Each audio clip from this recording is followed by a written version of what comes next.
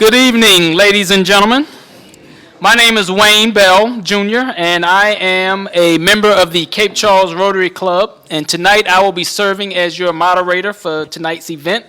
Welcome to the 2022 Town Elections Candidate Forum, hosted by the Rotary Club of Cape Charles. One of the civic duties that the Rotary Club takes pride in is making sure that the community is informed about the election process and try to provide a platform for those who are running for office so that they can be heard and that you can make an informed decision. So we appreciate your attendance here tonight. I also want to acknowledge that we are recording this process through Facebook Live, and so be aware that we do have others that are participating via Facebook. The rules for tonight's occasion is as follows. We have a timekeeper, Mr. Paul Strong, right here. He will ring the bell. He will actually provide a 30-second warning when you have 30 seconds before your time is expired. After that, he will also show you the card that says your time is expired, and then you will hear the ringing of the bell. Questions will be rotated so that no individual candidate always has to answer the question first or last. The panel members that represent the Cape Charles Rotary Club will be screening audience questions for appropriateness. Questions from the audience can be directed to single candidates. However, we're going to make sure that each candidate has an opportunity to respond to a particular question. In the interest of fairness, the order of answering the questions will be rotated, and written answers to questions by candidates who may not choose to attend may not be read, but it looks like we have all of our candidates present tonight. We're going to do the mayoral candidates first, and then we will conclude with that process, and we will go into the town council candidate portion of our event. At this time, I would like to allow for introductions. The mayoral candidates are going to have 2 minutes per candidate to provide their opening remarks. We have 3 questions that have already been shared with them that they have had an opportunity to collect their thoughts and be able to answer. They will be allowed 1 minute and 30 seconds to answer those questions. And then we will take questions from the audience, as well as we will have closing remarks by the candidates. And that process will flow for both the mayor as well as the town council. Without further ado, we're going to go ahead and get started. And we're going to start with Adam Charney with your opening remarks. Thank you. I'm Adam Charney, running for mayor. First of all, I'd like to thank the Rotary Club for this event this evening, and I'd like to thank all of you for coming out this evening. To fully understand what is best for the future of Cape Charles, it is important that we understand the past. From its inception as a train town to its present-day existence as both a working harbor and a growing tourist destination, Cape Charles has certainly evolved. What hasn't changed is its people. Whether you're from here or a come here, we all share the passion and love for the preservation of our town. In 2013, my wife and I had our first home in the Signatures in Bay Creek, and in 2016, restored our home on Harbor Avenue. We have also been honored to have be small business owners in town for nearly a decade, both benefiting from and contributing to the local economy. I'm deeply committed to our residents as we seek to navigate the next chapter in the history of Cape Charles. In order to achieve that, we must strike a balance between those who are fortunate enough to call Cape Charles home and the growing tourism industry, which brings guests who arrive and fall in love with the town just as we once did. With increased tourism and an evolving economic ecosystem, we have huge decisions coming in the near future for Cape Charles. In order to navigate these waters, we must all be committed to open, honest, and transparent communication. We must anchor ourselves in a commitment to the history of our great town while acknowledging the benefits of tourism that have helped economically revive Cape Charles. These aren't mutually exclusive goals, and we simply can't have one without the other. As mayor, I will seek to harmonize the interests of all those who love Cape Charles. The rich history of Cape Charles needs to live on and thrive. Alone, we can do nothing. However, if we work together, the future of Cape Charles is bright. As mayor, I will lead that charge. All right, thank you. Now we will hear from Tim Malachi. I like to go with McClatchy, McClatchy. but that's okay. I'm not offended by it. As Adam said, I want to thank the Rotary Club and everyone in attendance and also everyone online. Tim McClatchy, my beautiful wife Jo was sitting down on the left side. Joe and I raised 6 kids, and one of the things that was most important to us was honesty and integrity. And I also think that's very important, raising a family and how you are treated and how you treat your community. Joe, like many others that are come here's or live here's, but we're all the same. We all live in Cape Charles, and we all fell in love with it for a reason, and we all want to love this community moving forward. I thought it was giving back to the community because everybody goes, why do you want to run in Cape Charles for mayor? I go, I'm part of this community. I want to give back to this community. It's incredibly important. As we all know, the mayor doesn't vote, but he has influence on everything that happens here. And it was funny, when I declared that I was going to run, everybody's like, okay. I declared that I would not take any campaign donations. As soon as I was announced that I was running, I received calls, emails from Cape Charles citizens, Eastville citizens, Exmoor, and special interest groups. And I told them exactly what I told everybody when I told them I was going to run. I do not want your campaign donation. I do not want to have an obligation or influence to any individual or group. What I do have an obligation as mayor is to be the face of this town, to influence what the board, the commission, and the town council wants, and what the actual citizens in Cape Charles care about, and what is the benefit for them. I was reapproached by someone that was not local, that was from the community beside us. And again, he asked me, can I please donate to your campaign? And I said, the only person that can donate to my campaign is me. And the only person that will influence me is the citizens of Cape Charles, and I only influence what's the benefit of every citizen in Cape Charles. All right. Thank you. Now we will go with the prepared questions that both candidates have seen in advance. For the sake of fairness, we're going to start with Tim, and I will read the question, and then you will give a response.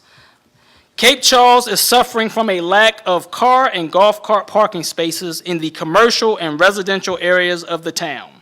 Trucks are making deliveries, create additional traffic congestion, complicating this issue in the commercial area. It is only going to get worse as more visitors discover us. What changes would you press for to address this problem? This is obviously an issue that affects everyone in Cape Charles.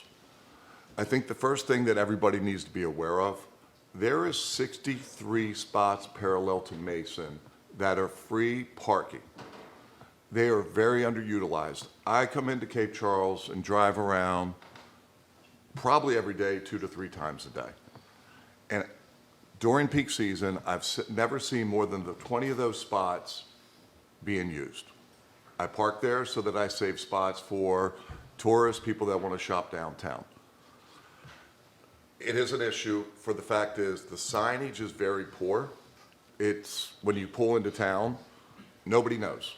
People ask me on a consistent basis, because I do stop and talk to everybody that comes in town, where's the parking? And I actually let them follow me in the cart. I said, there's free parking back here. The other issue we're having is the reverse angle parking. And this is not a Cape Charles issue. We are governed by VDOT. VDOT, we've had multiple proposals to VDOT to change that. They've been rejected. They came back with a proposal to us that was absolutely not going to work for us. It would have cut our parking on Main Street in half. The other thing people have to realize, we are a Dillon state, and we have to be very delicate when we deal with the Virginia Assembly. The Virginia Assembly can make any changes they want without any consultation from Cape Charles. I have about 3 more minutes on that, but I will hold that for later. All right, would you like for me to repeat the question? No, I'm fine with the Okay. question. So, when I was actually getting this question at the first meeting, I had a lot of ideas that I came up with. And after talking with town council, town manager, and things like that, my ideas quickly got squashed. They've been asked for many times. VDOT's actually been approached with it many times. So I pivoted, and I truly think that Tim actually looked at my note cards earlier today, because my opening was going to be also about the signage for the municipal lot.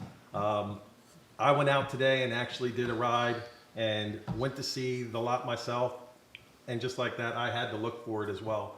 Signage on the lot needs to be improved, both for the entrance and the exit. But the other thing we can do with the municipal lot is get with town council and Canoni and possibly look at widening that municipal lot, because if we make it accessible, we can then go angled parking on both sides and actually increase the parking a block from downtown without having to go to VDOT and simply having town council put it in place. The other part that I looked at today was from Peach Street to the hump on the south side of Mason, to put in, if we could do angled parking, great. If we can't, to at least line it for parallel parking, so that you could then have spots that are actually assigned to cars and not everybody just parking willy-nilly, which they're doing right now on those, in that area there. As far as, just real quickly, as far as the delivery trucks go, we're gonna just have to grin and bear it. Our businesses need deliveries, and unfortunately, right now, they're delivered by trucks, so. All right, question 2, which is another prepared question in advance. Adam, we will start with you in your response first. What do you think is the town's biggest problem, and what would you suggest we do to fix it? So I don't really agree that it's the town's biggest problem, but it truly is the town's biggest concern, and that is short-term housing.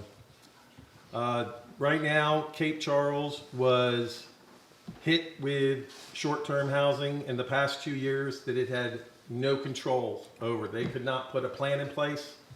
Town council was as shocked as the rest of us were. Between beachfront bargain hunt, Southern Living, whatever the case may be, it put Cape Charles on the map, and we became a tourist town.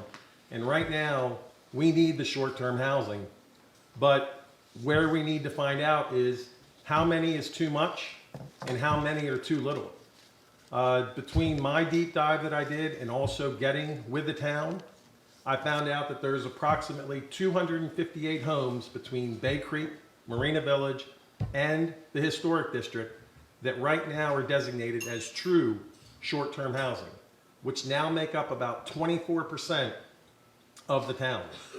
What I would like to do, and I know it is already on town council's 23 agenda, it is one of their top priorities to put a plan in place for short-term housing, is to work with them and then to also get a task force put together for the residents, full-time residents of Cape Charles.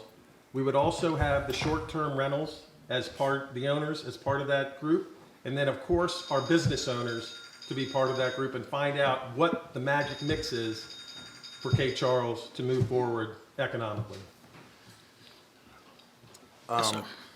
Do I have a choice to rebut that, or do I have a choice for my own? Because I You thought we can said we could have a respo- little. you Okay. can respond in however you desire. Okay, so I agree that short-term housing is an issue within Cape Charles. It's bigger issue though, because as I did the research on this and spoke to council members, and actually after speaking to a council member today, contacted a lawyer friend of mine. The issue with this is that short-term housing falls under the use by right. And what that means is if you have short-term housing, or you own a property, you are allowed to use it for short-term housing, short-term rentals. So as long as they comply with locality rules, zoning, conditions, they cannot be eliminated. The issue is, council passes an ordinance prohibiting that, we are opening up ourselves for so many lawsuits, and our legal issues are going to cost us so much money. People need to do the research on this and understand that whether we like it or not, there is the ability for people to do short-term rentals right now. My second issue, and I am happy to have a conversation with that, I am having an open house from 5 to 9 tomorrow at Bay Creek. The second thing we need to do is fix our water quality. It is terrible. I think we have a plan in place with selling the water and sanitation facility. Virginia Water has said and promised and committed that they will spend up to $1 million to fix our water quality. My time has expired. I will leave with this. If you want to put a purifier in your house, the average cost per unit is $500 to $2,000. Most of the people in Cape Charles do not have that ability to afford that and put that in their house. All right, Thank you. and the final question that was prepared, Tim, we will start with you, and that question reads, we have made good progress in enticing more small businesses to Cape Charles. However, many feel that we have an urgent need for more affordable housing for our workers. How would you address this issue? This might be my favorite issue. So, workforce housing has been a localized issue throughout Cape Charles and Northampton County for a very long time. The Marine proposal will actually eliminate some of that. Tomorrow night's council, and I encourage people to attend, the removal of proffers on Marine is going to be voted on. It makes complete sense. The Lance Marine proposal will actually add 60-plus workforce housing units and affordable housing units. Right now, we have a shortage for police officers, town workers, firemen, school teachers across this region. The second thing is, Kipatik, and I pronounce it incorrectly, my wife is glaring at me because I pronounced it wrong, motel, is actually converting over 100 units into efficiency apartments. Those apartments will rent from $1,000 is what their estimate is, without a washer and dryer, to $1,100 with a washer and dryer. That is a great opportunity to have have affordable housing and workforce housing. The third thing is, the railroad property is going to be sold probably within the next 2 to 3 months once they get title back. Once we sell the town of water sanitation, which will bring in about $15 to $17 million, we'll have the ability to have town council do a very comprehensive study to see if it makes sense for parking, a mixed-use complex, or for affordable housing. All right. Okay, these questions are coming from the audience. Just a reminder. Excuse me? Do I get the answer? Oh, I'm sorry. Did you not get it? I'm just trying to move along. I guess you almost knew that it was going to be the same answer because there are 2 workforce houses that are going on right now. I actually took it a little bit further today. I actually went out to Kipatik Inn and I met with Chase, and he actually gave me a tour of the efficiency units, and they're going to be nice. I went in and saw efficiency and an efficiency and a 1-bedroom that are already ready. I talked to David Hills, who is managing the community investment group, who are the ones that are doing the project out there at Kipatik, and they're very excited, and I got very excited talking to them.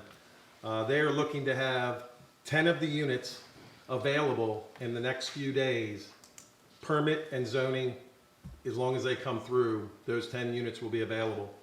They are looking to get another 20 units available with 2 weeks after that, and they are hoping to have all 105 units up and ready to be rented within 2 months, is what David was saying. So that is very exciting. And then, just as Tim was saying, definitely at the town council tomorrow, that's going to be big to get the proffer removed and to put Bay Crossing on the map, which is going to be, if you don't know, it's going to be right between Bay Creek and Cape Charles. So, and those units are also going to be efficiencies 1 and 2 bedroom units. Thank you. All right. Okay, so this is the first question from the audience. Just a reminder, you have a minute and a half to answer these questions. All right, Adam, we will start with you. Are you for or against the sale of water sanitation treatment facility? So, on that question, I am for privatization as far as the water plant. I have sat through numerous meetings that they've had in town and have talked to American Water. And actually, just at the event that was at the Yacht Center last Friday, there was actually a gentleman there that did nothing but water, and he actually did it in Richmond, and he also did it in the plant, and I forget the name of it right now, but it's the one that's out there near Richmond that American Water has already taken over. He was very impressed with what they did on the residential side. What he wasn't impressed with was the industrial side. He said right now in Cape Charles, you know, obviously that's not going to be a problem because we don't have a lot of industrial water being used. But the main thing that I got out of the conversation with him is that town council and if elected mayor, the contract I think is the biggest thing that needs to be put in place so that if ever down the road we do want to buy that system back, that there's something in place to make that happen. Okay. Thank you. All right, I'll read the question again. Are you for or against the sale of the water sanitation treatment facility? I will say that I'm 100% for the sale, and there's multiple reasons. It actually goes back to previously when I was talking about water quality.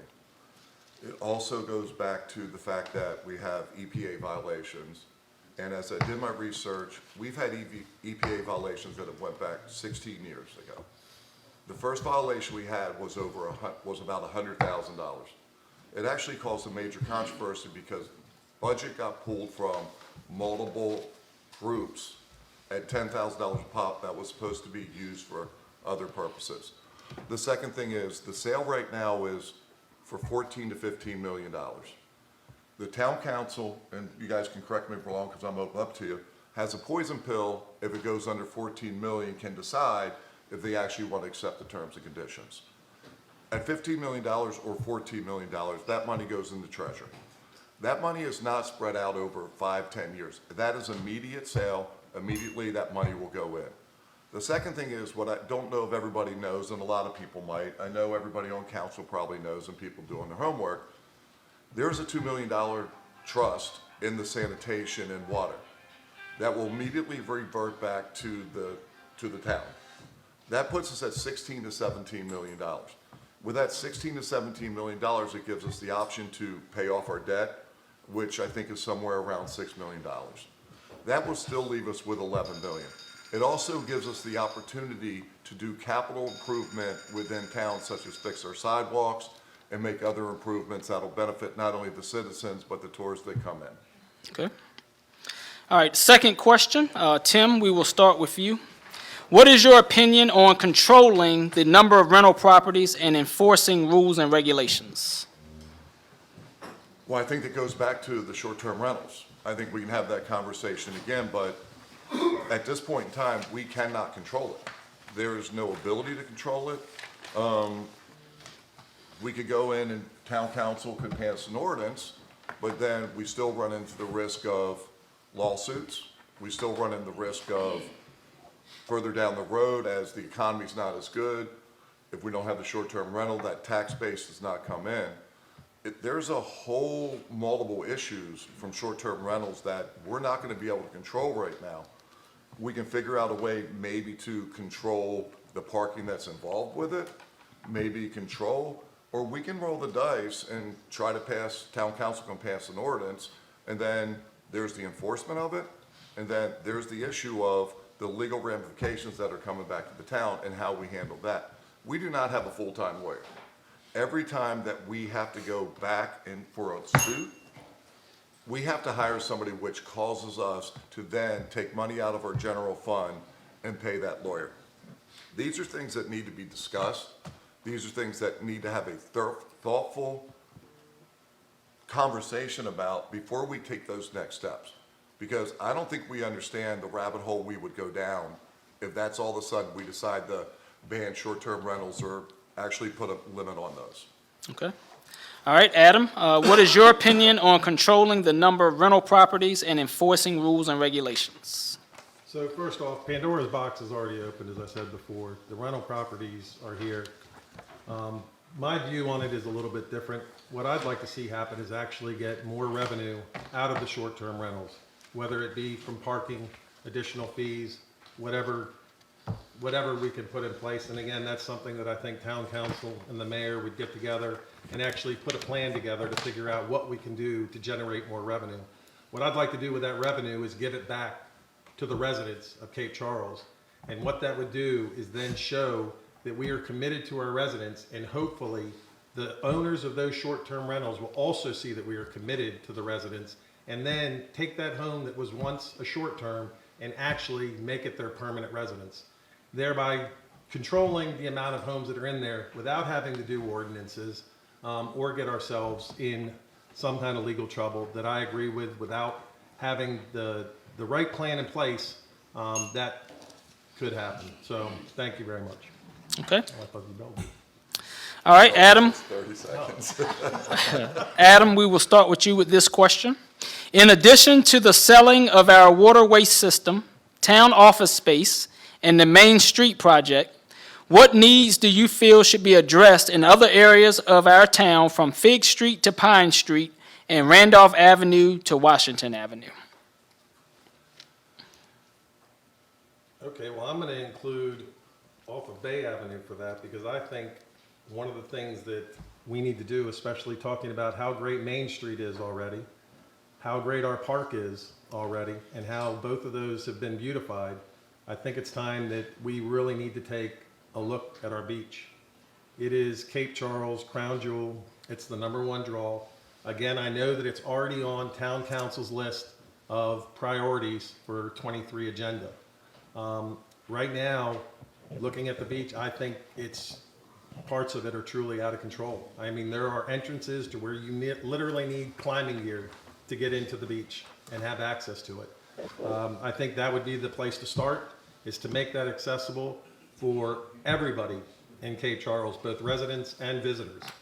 And then from there, put together a plan, which I know again is on the agenda, to put the plan in to where we get those dunes under control, because right now they're out of control. And then also to bring back the beach, because right now we've lost a lot of land on the beach, and we need to get it back under control and get some kind of plan in place. Okay. Thank you. Tim, would you like for me to read the question I again? would love you to read that Okay. question again, please. In addition to the selling of our water waste system, town office space, and the Main Street project, what needs do you feel should be addressed in other areas of our town from Fig Street to Pine Street and Randolph Avenue to Washington Avenue? So whoever lives there, please don't take this personally. I do not believe that we can decide what 4 streets that we want to put a priority on. I think that I think that across all of Cape Charles, we need to have priorities. The beach management side, I agree. You know, I sit over there, I walk there, I take my golf cart, I go to the pavilion, and when I first came down here, I would sit there and watch the beach. Now I'm looking at a big old sand dune. I'd go there to watch sunset. I would walk to the end. Now to truly watch a sunset, you're walking all the way to one corner or the other. The beach management is a solution that we control. It is a man-made beach. So if we want to reduce the dunes, if we want to put up fencing so that the sand does not come down to the street and blow into people's houses, that is on us. We have that priority. If we want to reduce the dunes and push it back out so that we have a longer beach, these are things that need to be addressed by us. We are not controlled by anybody else on this. So this is an issue that town council and everyone else needs to start discussing. It's a priority, but some people get offended by this. But this is something that's a little lower hanging that we can do immediately, that we don't have to wait down the road.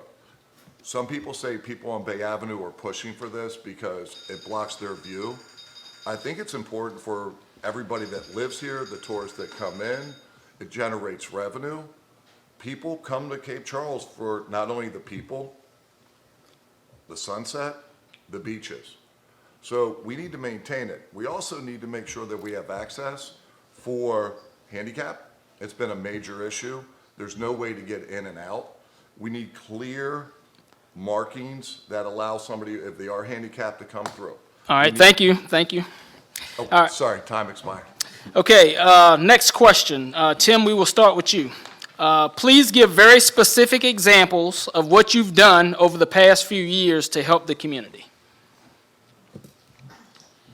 You mean besides being tour guide? I will say that I've truly probably sent people to local businesses probably 500 times when they've asked questions. When you say to the community, I've paid my taxes, I've been on committees, I've done everything I could do. I've worked with the fire department, sat with town council, I've had multiple conversations with issues that are very important to Cape Charles with the citizens of Cape Charles. I've done my homework to make sure that when I come to these meetings, when I do it anywhere I go, that I'm educated on this, that I don't come in and say, I don't know. I mean, I feel like I'm very educated on the history of Cape Charles, on the rules and regulations of Cape Charles.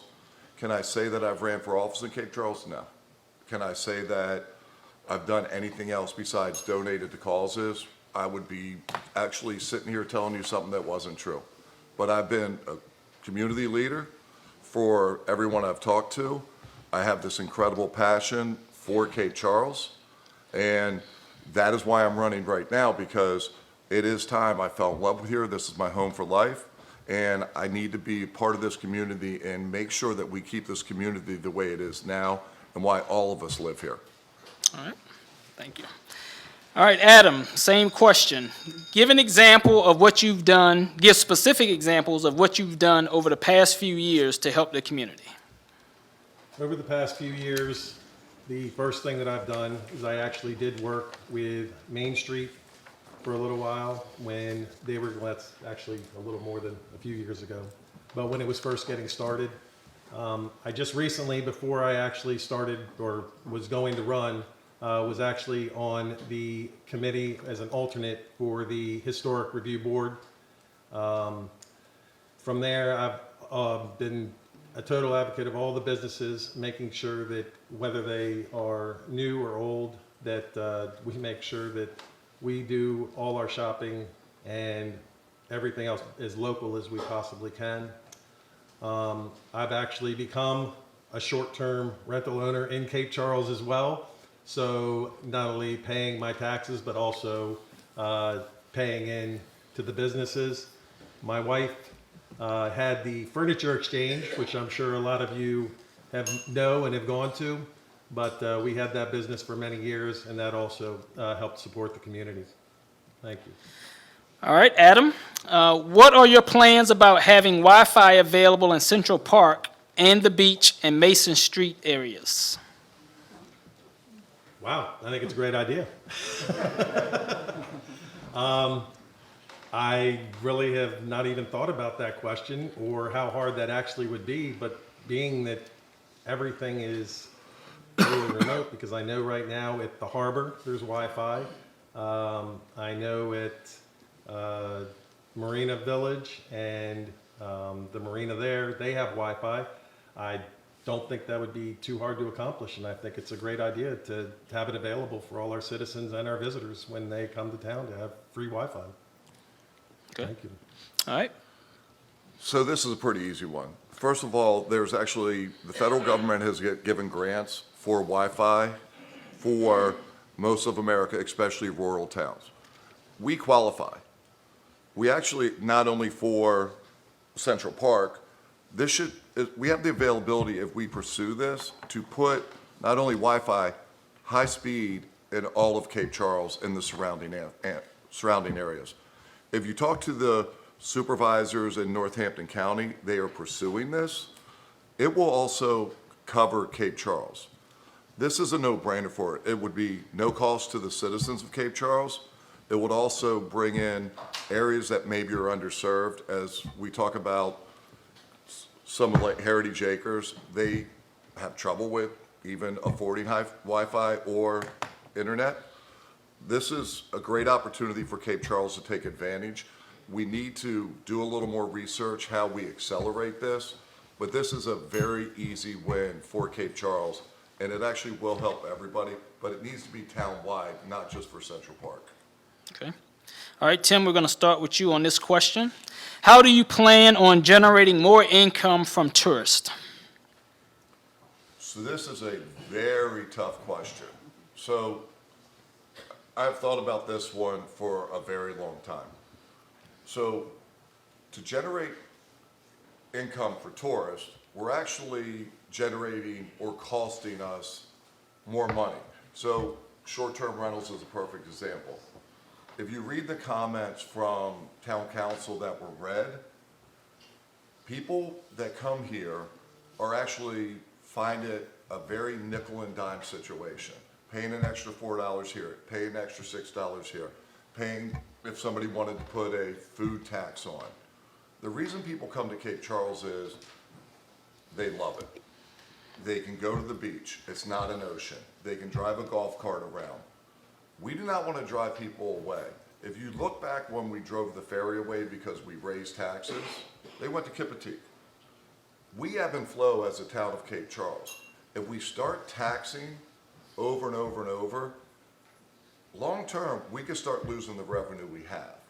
There's small things we can make and small things that we can do, but if we keep doing things right now, we don't need to tax people. We really need to just make sure that we are doing what we do, take the money from the wastewater and sanitation, water, put that in the rainy day fund. It's not gonna help us to raise another $100,000 a year when we should be able to already have that money in that fund. We don't wanna lose tourism. Okay. Would you like for me to read the question again? Sure. How do you plan on generating more income from tourists? So, once again, it is a question that I've been asked many times and one that I've put thought into. I've had a couple ideas. First of all, the one that I actually proposed at the last meeting was actually to put some kind of price to park. It's going to be a lot of work. The problem is with every solution, there obviously is going to be a lot of work that needs to get behind it. With that pay parking, it would only be for tourists. So then we'd have to figure out, how do we put it in all the residence tags? Do we give stickers? Do we have something you put in your front window to make sure that you don't get charged whatever it is to park at the beach? The other parking would be with the short-term rentals to, number one, limit it to a certain amount of spots in front of each short-term rental, and then to actually charge that rental for the parking. Those are two ideas that I've put in place. I'm not looking to put any more taxes or raise the revenue that way. I'd actually like to see this money, like I said earlier, going back to its residents so that we do give incentive for those people to come in and fall in love with the town and get their own homes and actually make it their permanent residence. So we can, like I said earlier, get the short-term rentals under control and find a balance of where that needs to be. Thank you. All right, this appears to be the last question from the audience. Adam, we will start with you. What actions do you think should be taken over the upcoming 2 years to protect and/or improve the environmental integrity of our town? This includes the preservation and expansion of the existing tree canopy, the installation of recycling receptacles on Mason Avenue, and planning for the addition for a fee electric vehicle, not golf cart charging stations in public spaces. Can you repeat the question one more time? That's a lot to take in. All right. That's a lot to unpack. Oh, I'm gonna get it repeated. Yes. Probably All right. twice. What actions do you think should be taken over the upcoming 2 years to protect and/or improve the environmental integrity of our town? This includes the preservation and expansion of existing tree canopy, installation of recycling receptacles, and allowing for charging stations in public spaces. Okay, so starting with the tree canopy, I think Cape Charles does a wonderful job with its trees currently. I think right now to get a tree removed, it's pretty difficult. It has to go through a lot of different places. VDOT actually gets involved, and then they have to have approval, I believe, from someone on council to actually get that tree removed. To increase the canopy, I think the rule right now is, I'm not sure if it's one or two need to be replaced if one comes down, but that's taken care of. The next one, I'm sorry, I'm losing it. But, the recycling. So right now, we have the recycling for the cans. I think if we put in other recycling, I'm all for it, but the only problem with recycling is getting it separated. If we as a town get together and go out there and we separate our paper, we separate our plastic, we separate our aluminum, and then the next thing you know, they come and collect it and then just throw it all together, there's no point in recycling. We've all just wasted our time and it's just become a lot more costly. So if there's some way to make it efficient to do the recycling, I'm all for it. As far as the electric cars, it's coming. Where we actually put those EV stations, I'm not sure. Do they go on Mason Avenue? Do they go by the beach? I, for one, would like to see them in individual homes. Two of our neighbors actually have electric cars, and they have their charging stations in the garage. Thank you. All right, Tim? After twice, I think I have it, but just give it to me one more time. All right. What actions do you think should be taken over the upcoming 2 years to protect and/or improve the environmental integrity of our town? This includes the preservation and expansion of the existing tree canopy, installation of recycling receptacles, and charging stations. So I'm going to go in a reverse order. So I think when we had the last forum, and we can do this again. How many people have EVs in Cape Charles currently, and how many are planning to buy them? Hybrid or EV? Okay, perfect. When we look at this group, that is a very small minimum. So I think that if you guys, nothing personal, but if people want to have an EV or a hybrid, I think it's their responsibility. If it comes up in 2 years that people coming into town were at 30%, 40%, 50%, then we need to revisit it. Charging stations for golf cart, I'm glad you didn't bring that in. That is not anybody's responsibility except the golf cart owner. When we talk about environmentally friendly as a town, when you look at Cape Charles, we are very environmentally friendly. You look at canopies, you look at what's happening at Central Park. We are great. When you look at the cleanup, when you go over to Bay Creek, the rules and regulations are don't take trees down. Do not, they're very stringent.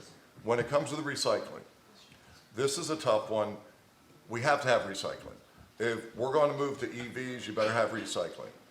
What we have right now over by the shanty is we have a big bin where a lot of the businesses just throw their cardboard in and throw their other things in. We need to have a solution for it because recycling counts. All right. I'm going to ask one last question for the sake of staying on line with our agenda. So this final question from the audience. What value do you believe being a Main Street community brings to Cape Charles? Do you support continuing to fund it? And we'll start with you, Tim. Well, this is going to be a little controversial. I do believe we continue funding. I do believe that they do an incredible job. Main Street, when you come into town, it's the first thing you see. When you park, where are you walking? You're going down Main Street. It needs to be maintained. What the question I've been asked many times is, where's the money gone that Main Street is getting? I know it's going to marketing. I know it's going for a lot of other good causes. The biggest question I get is, are we getting an ROI out of that money? And from what I understand, we're not. But it's a very important, it's the same thing as CCP. We need to fund it. We have the funding available over the next 1, 2, 3, 4, 5, 6 years. The question is, let's make sure that when that funding happens, we do see results from it, and some of them are going to be intangible. I think I have said enough on that one. Okay. Can you repeat it, please? Yes. What value do you believe being a Main Street community brings to Cape Charles? Do you support continuing to fund it? First of all, I think Main Street brings a lot of value to Cape Charles because there are so few of them around.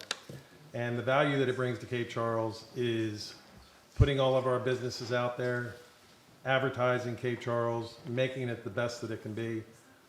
Just talking to Karen a little bit ago about the renovation that they want to do on the train over there to actually make it their offices, I think is genius. To keep part of Cape Charles' original history in place.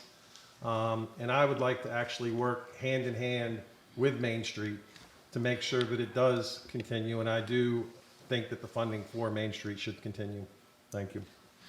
All right, at this time, we're going to open it up for both individuals to provide closing remarks. You have 2 minutes to make your appeal to the audience.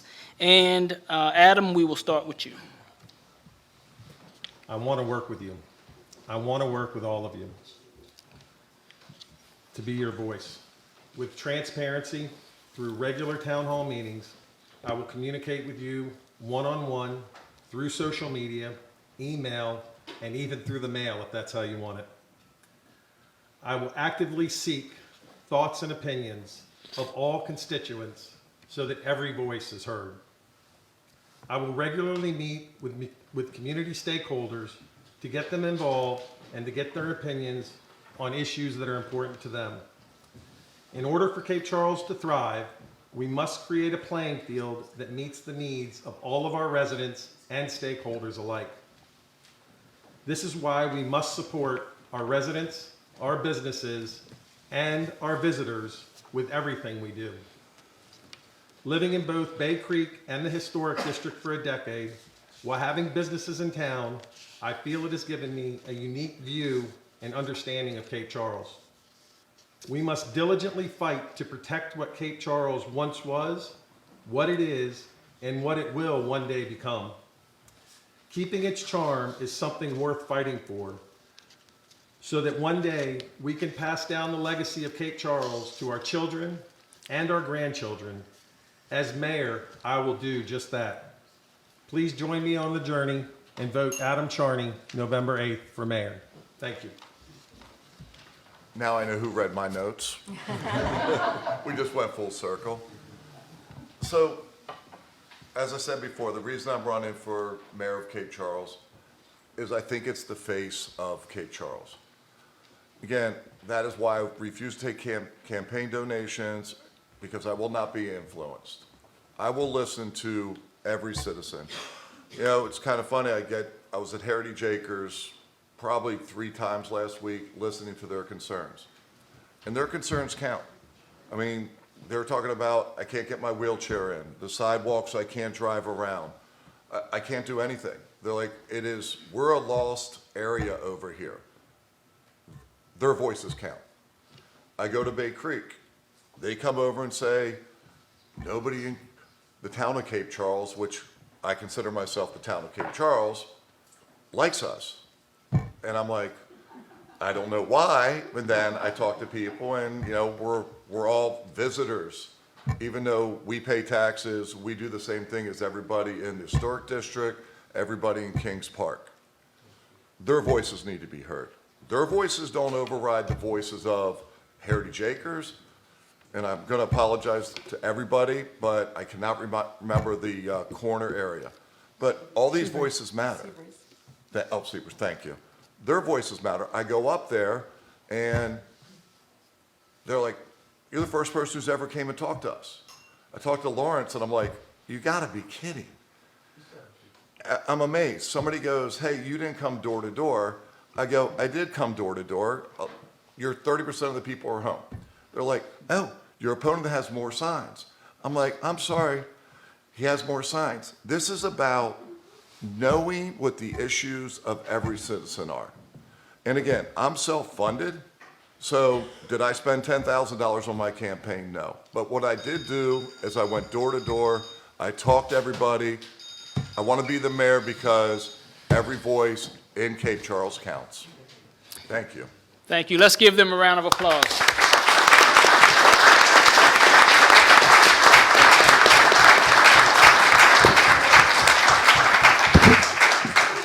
We are now going to transition to the town council candidates. We have Ken Butter, Paul Grossman, Tammy Holloway, and Ellen O'Brien running for town council. It is 4 candidates with 3 open positions. And so we're going to start with town council candidate opening remarks. You have 2 minutes to make your opening remark, and we will start with you, sir. Thank you. Thanks to everyone for being here tonight, for listening in on Facebook. My name is Ken Buda, and I am running for town council. I've been a member of the Cape Charles community since 2010 when my wife Amy and I first purchased here. We moved here full-time in 2019. Prior to coming here, I worked for 40 years as an educator, as a teacher, as a principal, and in the Richmond area. Currently, I'm working for the town as the zoning compliance officer. So when someone talked about who enforces the regulations, that's part of what I do. And I am a member of the Planning Commission and the Harbor Area Review Board. I'm also serving as a member of the Board of Directors of Cape Charles Main Street and have done some volunteering within our school system at Northampton High School for the past 2 years. So I think I've got a wide range of experiences that I bring to this kind of a position, both from working within town government to being on commissions and understanding what's going on in the community. Probably the most important things, I believe, as you heard earlier, is an open government, an opportunity for citizens to truly understand what's going on within government and to tap into the human capital we already have within our town. We need to work cooperatively with county government. I think that's a big piece as well, is to establish those relationships with those in Northampton County so we can get more benefits for our town. Thank you. My name's Paul Grossman. I'm an incumbent, have been on council 4.5 years now. Married 49 years this month to Barbara, and we have 3 children, 5 grandchildren. Cape Charles is certainly a draw for them, and I want to protect that. Purchased our home on Randolph in 2011 as a foreclosure, and we ended up moving in full-time when I retired in 2016. My work experience and education really set the direction as to how I think, okay? I have degrees in nuclear engineering, I got a half an MBA, and I got a master's in organizational psychology. You couple that with 40 years plus in the nuclear industry where procedures and accuracy is paramount, and that's where I come from. I'm a very analytical type of person, less touchy-feely. Maybe I don't smile as often as I should, but that's me. Give me a data sheet and I'm happy as a lark. I'm also a member of the Planning Commission, and I had a short stint on the Board of Zoning Appeals. More importantly, though, Cape Charles doesn't reside on its own.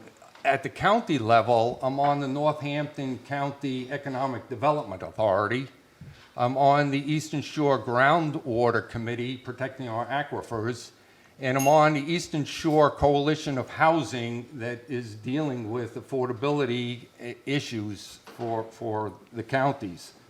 I attend Emmanuel Church here on Tazewell. I'm the treasurer, a lay Eucharistic minister, and for the Catholics, that's kind of like an adult choir, adult altar boy with some added benefits. So in a nutshell, it's Paul Grossman in 2 minutes. Thank you. That's great, Paul. 4.5 years of this, let me tell you. I love it. It's so great to see so many engaged folks here tonight. Thank you for taking the time to be here. It's good to look into your faces and kind of get reactions to all of the wonderful things I've said so far, because I think what you see up here is heart. people, you know, we don't get paid a lot to be on town council. If that's a myth that you don't really get. We're here because we believe in Cape Charles. And so I'm Tammy Holloway. I am also an incumbent. I have served on Cape Charles Town Council for 4.5 years, half a year more than what we expected when we made the commitment because they moved the election, but we love that. I've lived in Cape Charles with my husband Jim for 11 years, and we own the Bay Haven Inn of Cape Charles, and we're celebrating our 10th anniversary here in a couple weeks. To most folks, whether it's friends, colleagues, or B&B guests, I'm unofficially known as the unofficial ambassador to Cape Charles because I love this town like all of you, and it's infectious. And I think as people hear our excitement of how we're growing and what we're doing, they want to move forward. I have proven leadership in Cape Charles through programs like the New Roots Youth Garden, Cape Charles Business Association that kind of moved forward into ultimately the Cape Charles Main Street organization. So a founding member of that and have carried that forward through becoming one of 28 Virginia Main Street communities and ultimately our national accreditation in that. That means a lot. We're in a selected group. It makes Cape Charles a star, but mainly it gives us resources. It gives us resources because we're in an opportunity zone. If you don't know what that is, talk to me after, I'll explain. It's one of the ways in which I've helped the town get $1.5 million in grants in the last couple of years. My passion for making sure we get everything we deserve, being on the Eastern Shore is important. And the last thing is I serve as the town council representative to the ESVA Tourism Commission, making sure that Cape Charles is represented in that regional program. All right. Hi, my name is Ellen O'Brien. I'm hoping everybody can hear me. I've been in Cape Charles since 2014, full-time since 2017. My background is all in healthcare, so rather than be analytical, I'm definitely the empath in the room. I am not a come here. I like to consider myself a stay here. And that's really what matters at the end of the day to me, is that I want the town to hang on to what I fell in love with when I came here in 2014. I was appointed to council to fill the big shoes of Mr. Chris Bannon, and they are some very large shoes. And then I was elected in the special election. So I'm just at about 2 years maybe on council. I've learned a lot, and I would welcome an opportunity to continue to move forward with the things that the community wants to see happen in this town, whether it's the canopy or parking. There are some very big things happening. I would encourage everyone to stay engaged and involved so that we don't have the gap in understanding on what things are happening, whether it's the water treatment plant or any efforts towards parking. That's really all I have. I don't need more time. Thank you. All right, so now we're going to address the questions that were prepared in advance to each candidate. These are the same questions that were answered previously by the candidates running for mayor. And Paul, we're going to start with you. And the question reads, Cape Charles is suffering from a lack of car and golf cart parking spaces in the commercial and residential areas of the town. Trucks making deliveries create additional traffic congestion, complicating this issue in the commercial area.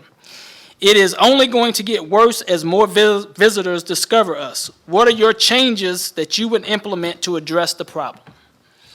Okay, so parking for me is one of the top 2 issues that we need to address, but the dialogue has to include some of the subjects that we've talked about: golf carts, RV, boats, and short-term rentals. This is not limited to the commercial area. This is all throughout the town. So we have to have that discussion of envelope law.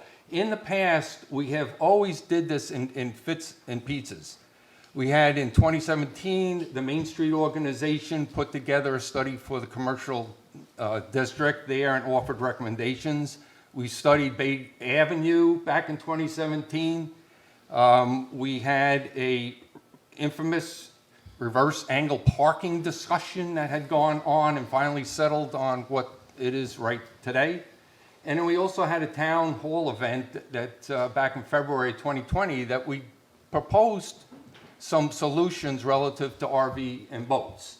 But again, to me, our first step here is to follow through with the town council's priority item to develop a comprehensive parking strategy for the entire town.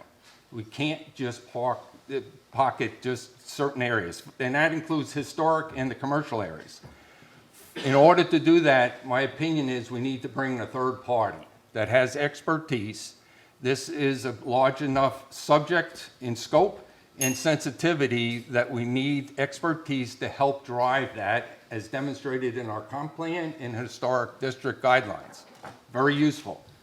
Willing to consider adoption of residential permit parking districts if need be, and accompanying decals.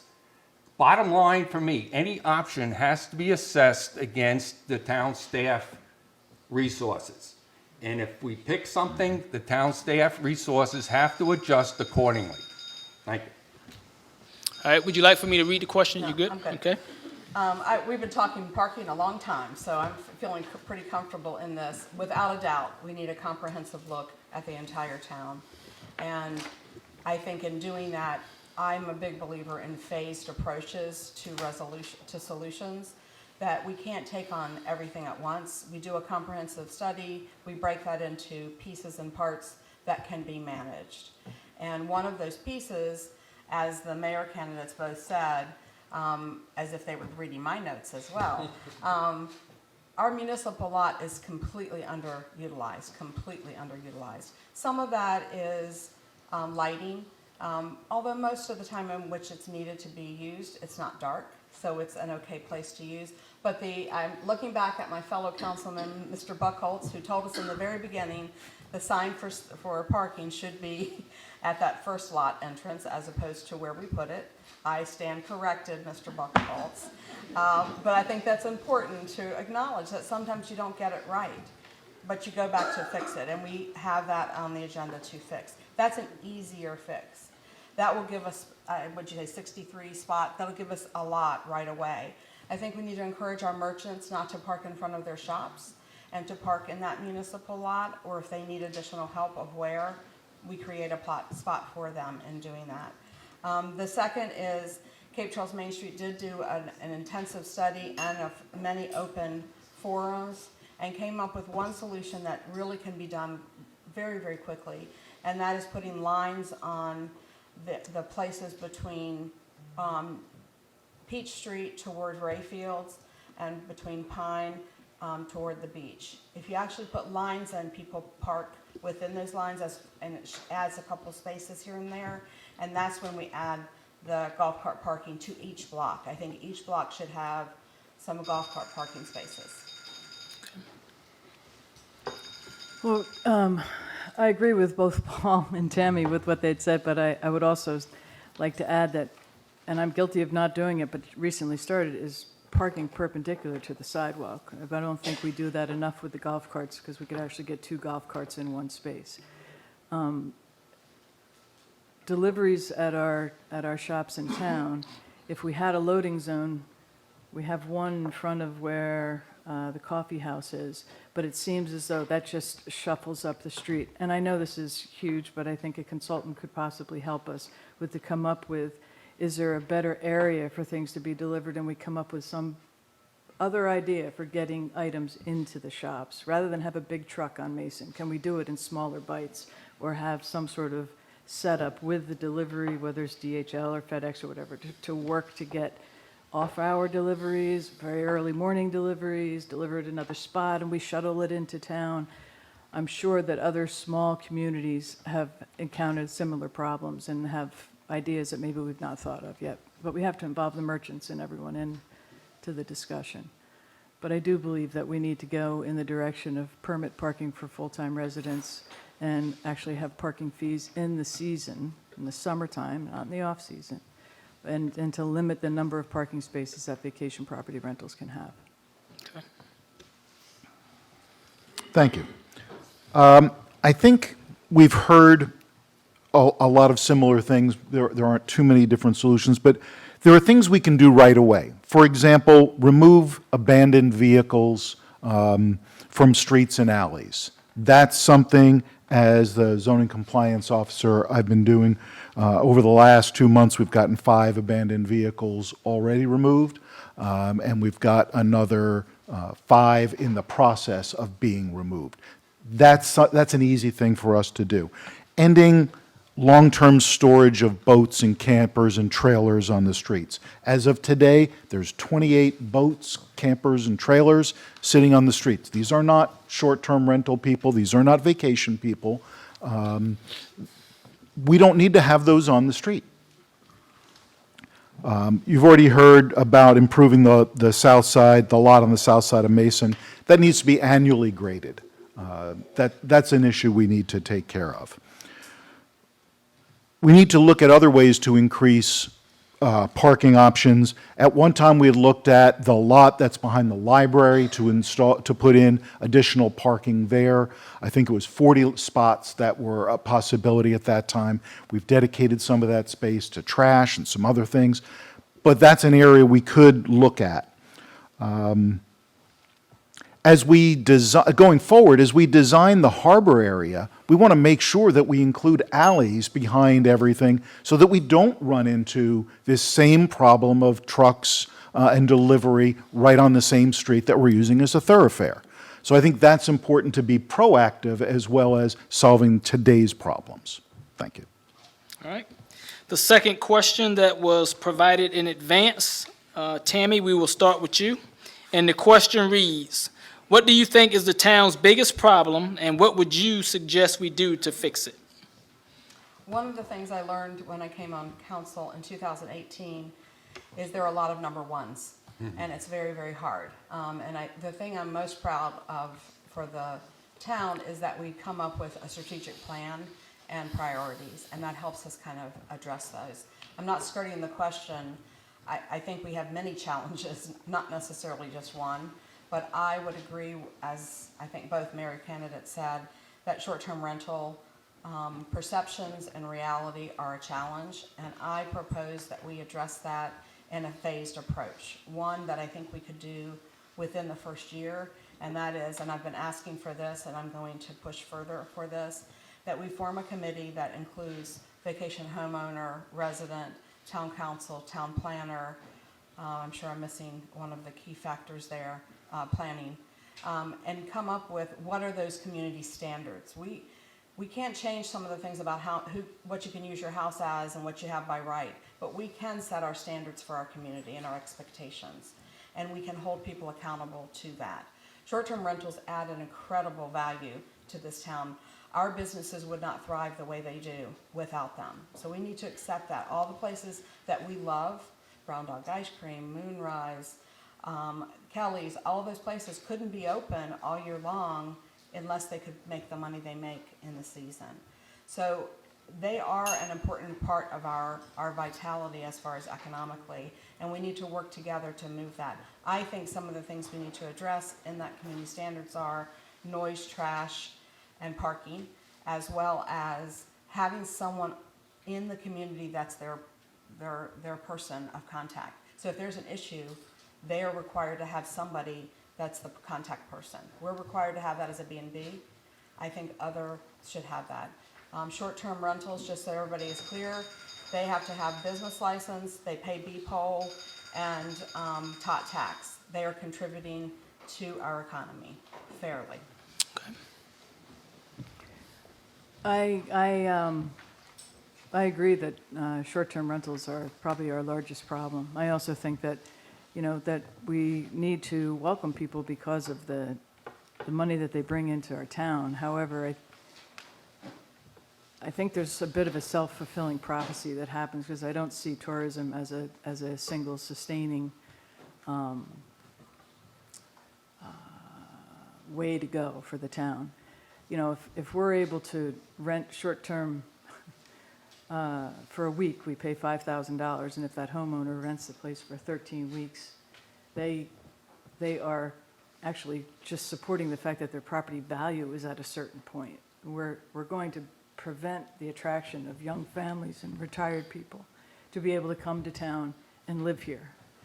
So, legal or illegal, it's probably illegal because I'm just coming out of my head, but why couldn't we cap the the number of weeks that a property could be rented, or limit the, limit the rental period to 2 weeks as opposed to 1 week, and we would reduce the strain and turnover on trash and whatnot. I think that we need to start to think outside the box for solutions on how to temper our property values, put the taxes on the back of the full-time property owners who are not bringing in the money for the rental income, and somehow find a balance where we can have alternate employment opportunities, remote workers, young families who are going to send their kids to our schools, affordable housing, and it'll all fall into place. But I think right now, if we're just going to be a tourist destination, it's a self-fulfilling prophecy, and we're driving to a wall. Ken? Thank you. Just take a quick second to say, I think I have a different perspective on that. I don't believe that by limiting short-term rentals, that's our solution. I think growing the housing stock, therefore diluting the percentage of homes that are short-term rentals, becomes a more important thing. But it's hard to pick one biggest problem or even two. So as I thought about this question, when you look at some polls, people say, I don't trust our national government, but our local government, those guys got it right. Well, I think over time we've started to see an erosion of that this lack of faith in government has now gone to the state levels, to the local levels. And we've got to do some things to increase the faith that our citizens have in our local government. I think one of those requires us to have a more open government, an opportunity for all citizens to have meaningful input on issues, not just you can answer a survey or send in an email to be read at a meeting, but more on the town hall kind of things.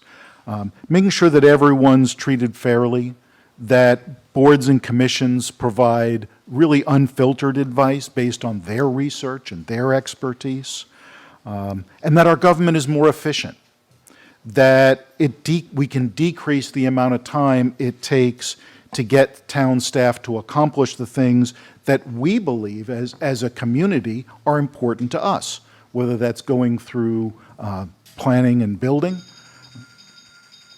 So, thank you. All right. All right, Paul? I'm going to come back to short-term rentals. Okay, I said parking, short-term rentals, kind of coupled there. But let me put it in context. They contribute to our economy, our revenue. All right, for transit occupancy tax, right now, last year we got over $250,000.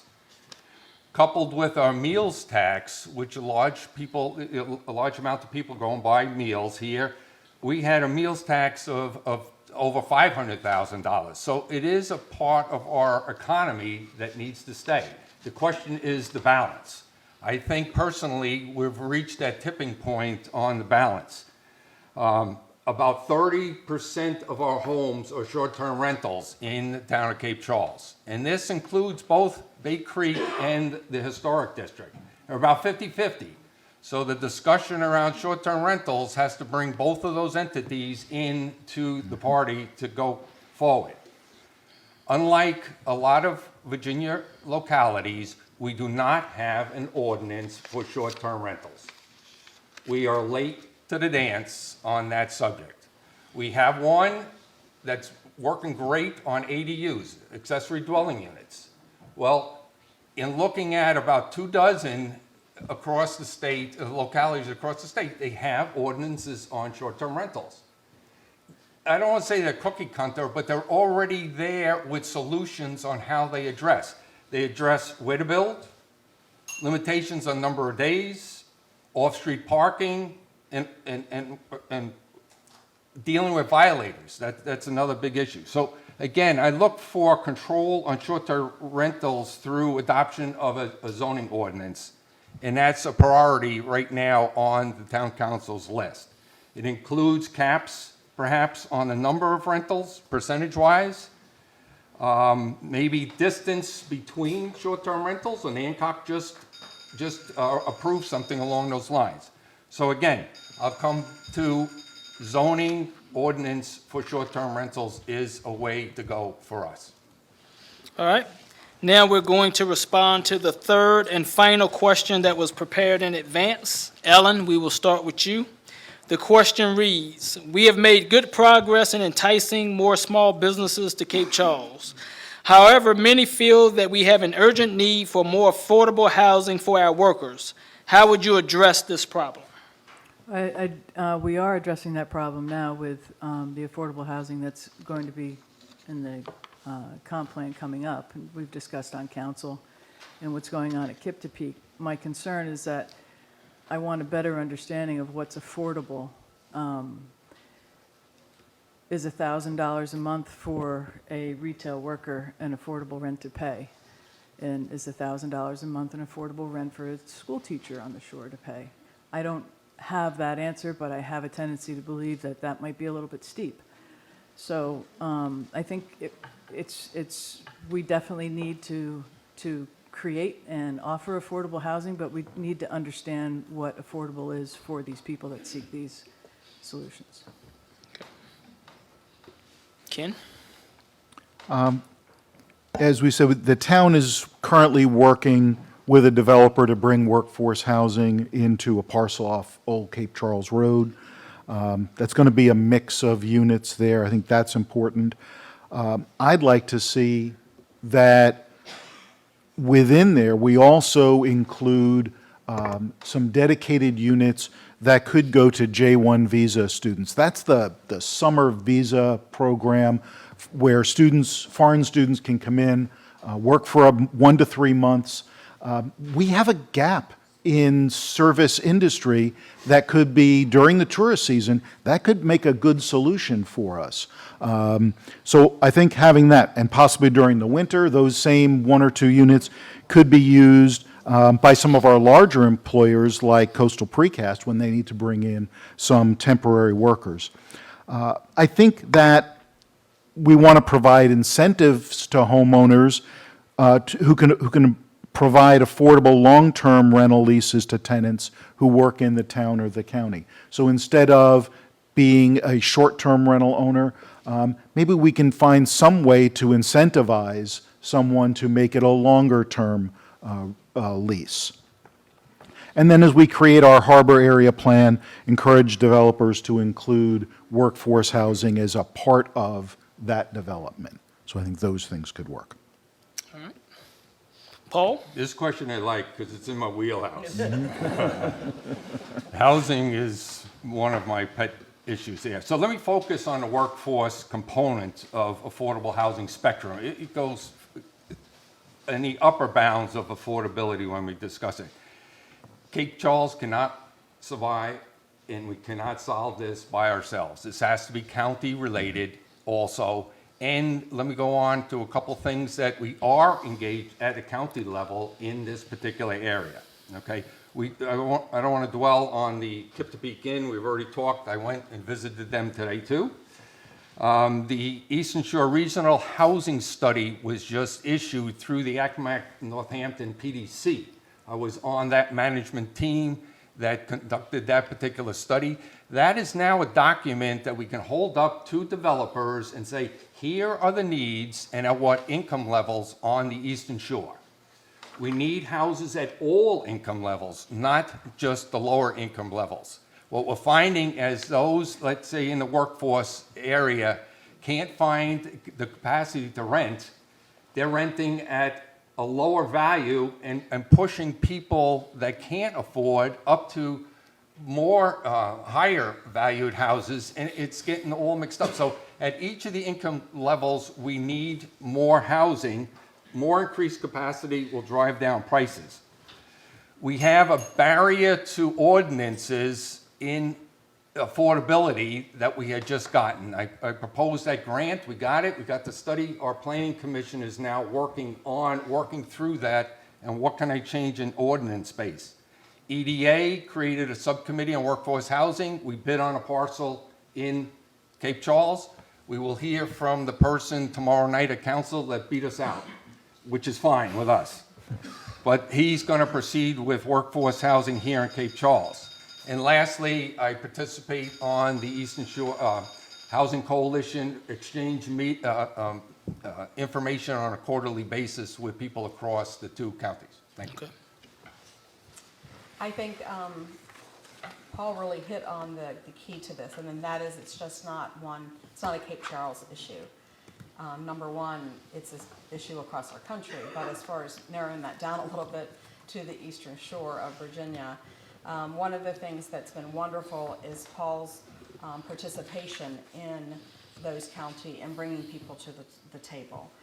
Early on with Main Street, we engaged with him as our kind of housing guru, and he has carried that beyond the finish line and continues to work hard in doing that. So I believe if you had asked 4 years ago, we were in dire straits. I know it still seems like we are, but we have turned the corner in a significant way.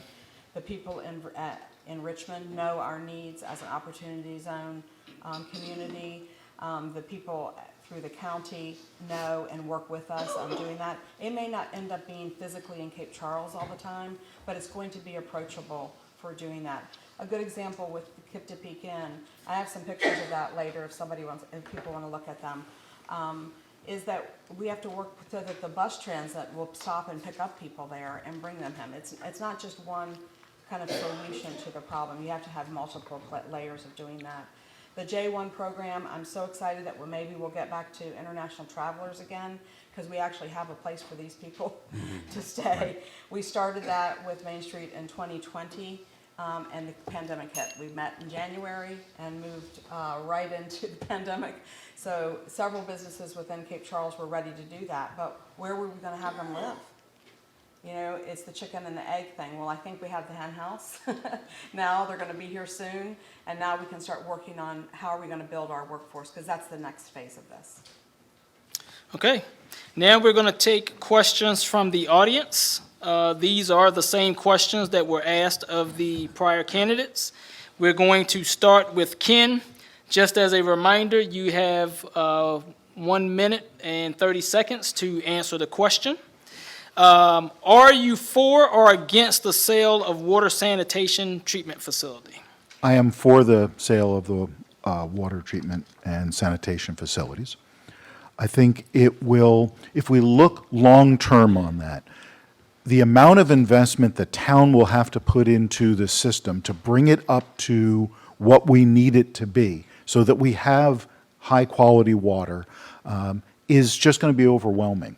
And I think Virginia American Water's program and their experience with this, also being regulated by the State Corporation Commission, brings a lot to us.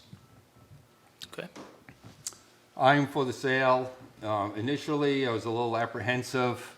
I probably spent over 100 hours going through SEC filings to look at their rate structures through what they have ongoing right now within Virginia.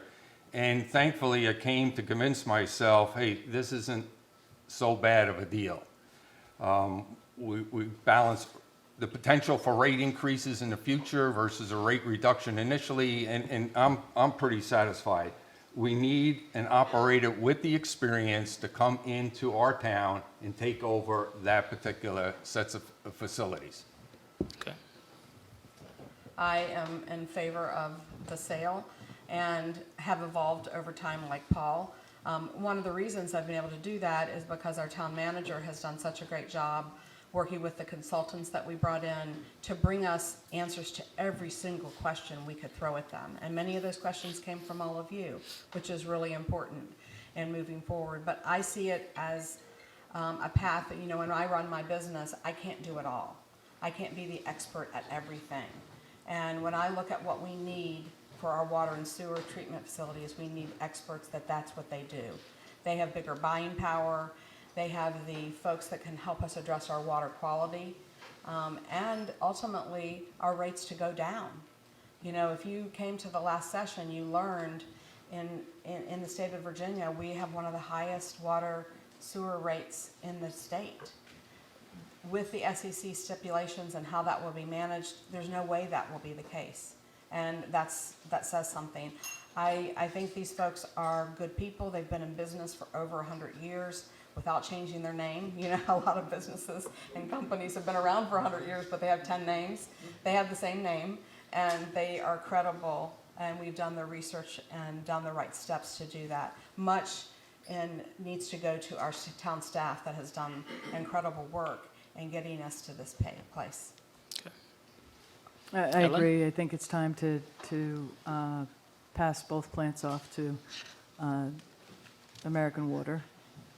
I toured both plants and toured the pump houses, rode around town and saw those, and then, you know, also look back at the number of fines that we've paid. We're bleeding money in fines. Virginia Water stepped in and helped us. And that says a lot about the company. We've met them. They've come to several meetings with us. They're a good, strong team, nice people. I think they give me the feeling that they are also a kind of community-minded organization. When it comes to our rates, I think when you consider the amount of work that's needed to be done to our water treatment plant, our rates, if we kept it, our rates would be forced to go up because we would have to invest that much more money in capital. Virginia Water can buy things at a less expensive price than we can because we're just a small little player. They've got a much bigger pool to shop from. I know it's probably a very scary thing because it's one of the things that we can hang on to, but just like everything else in town is changing. And this is kind of important because it can affect our health ultimately. Thank you. Paul, we're going to start with you on this question. What is your opinion on controlling the rental properties and enforcing rules and regulations? Oh, geez. Let me get my notes back out. One of the things, violations in the town, and I just won't say short-term rentals, you know, the noise, the trash pickup and what have you are really across all the short-term rentals. We just went to a conference that dealt with that, and people had those three: parking, noise, and trash. With regards to violations in general, we need to reset them from criminal misdemeanors to civil penalties as number one. And then we need to really hold people accountable for them. All too often we just, okay, we understand you did it and we'll accept what you did and move on. No, we need to start addressing the violators and penalizing them. And if it takes additional legal cost with our town attorney, which is part-time, we're going to have to do that. So I'm looking to enforce more so what we have going on in town and addressing violations. Okay. And I will kind of tag team on that. I completely agree with that approach.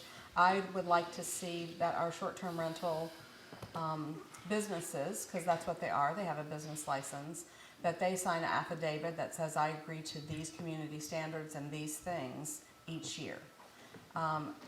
As I mentioned, lodging properties have to have conditional use permits when they're in residential communities. Granted, that was ages ago when short-term rental things didn't exist. But that model is that we have to provide 6 parking places. We have to live on property. We have to do certain standards. I'm not saying those are the same standards for short-term rental, obviously, but there's nothing wrong with us as a community coming up with what are our standards. One of them that bothers me to death is golf carts parked in the front yard. Drives me crazy. So I would like a requirement that they provide electrical plug-in in the rear of their property for golf carts. It's a simple thing, but it would make me very, very happy to not have to go by and see that. And I'm sure those of you who are full-time residents, that may be something that would make you happy too. You know, if you're surrounded by 6, short-term rentals, your community and quality changes each week with what you're going to get. And I don't think that's fair to our residents. So I want to come up with ways to do that. And I need to say the Vacation Home Owners Group, there's a group of people who own short-term rentals that have come together and are working hard. And they're ready to work with us. So let's move forward in that way. Okay. Ellen? Can I ask you to repeat the question? Yes, absolutely. What is your opinion on controlling the rental properties and enforcing rules and regulations? Resources. I think one of the priorities that we need to have is that we have the resources in order to enforce the policies that we've got. That is something that we hear a lot, is that we lack the resources for one thing or another, and I think that that's our first place to start. Okay. Ken? Yeah, I agree with Ellen that it is going to take resources, but we have a finite total amount of resources. So we have to set the priorities. How are we going to spend those resources? We want to make sure we get a return on that. I think there are really simple things we can do. We can require 2 trash cans. We could look into having maybe 2 collections during the summer with vacation homeowners paying an increased fee so that while it's been estimated about $6 an additional cost for trash pickups if we went to 2 pickups, but let's pass that cost on to vacation homeowners. Probably not the entire cost, but a portion of that, so that it's not overwhelming for our full-time residents. The idea of signage. I don't know about you, but all the signs that say this is a vacation rental, there's a lot easier way to do that. We could look at having a small sign with a QR code and a thing that says vacation rental on it that goes on a house, just like your, the year that your house was built.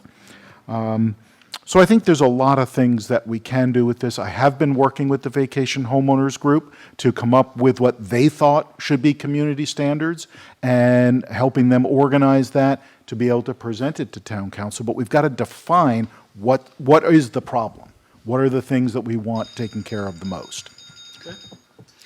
All right, next question. Tammy, we will start with you.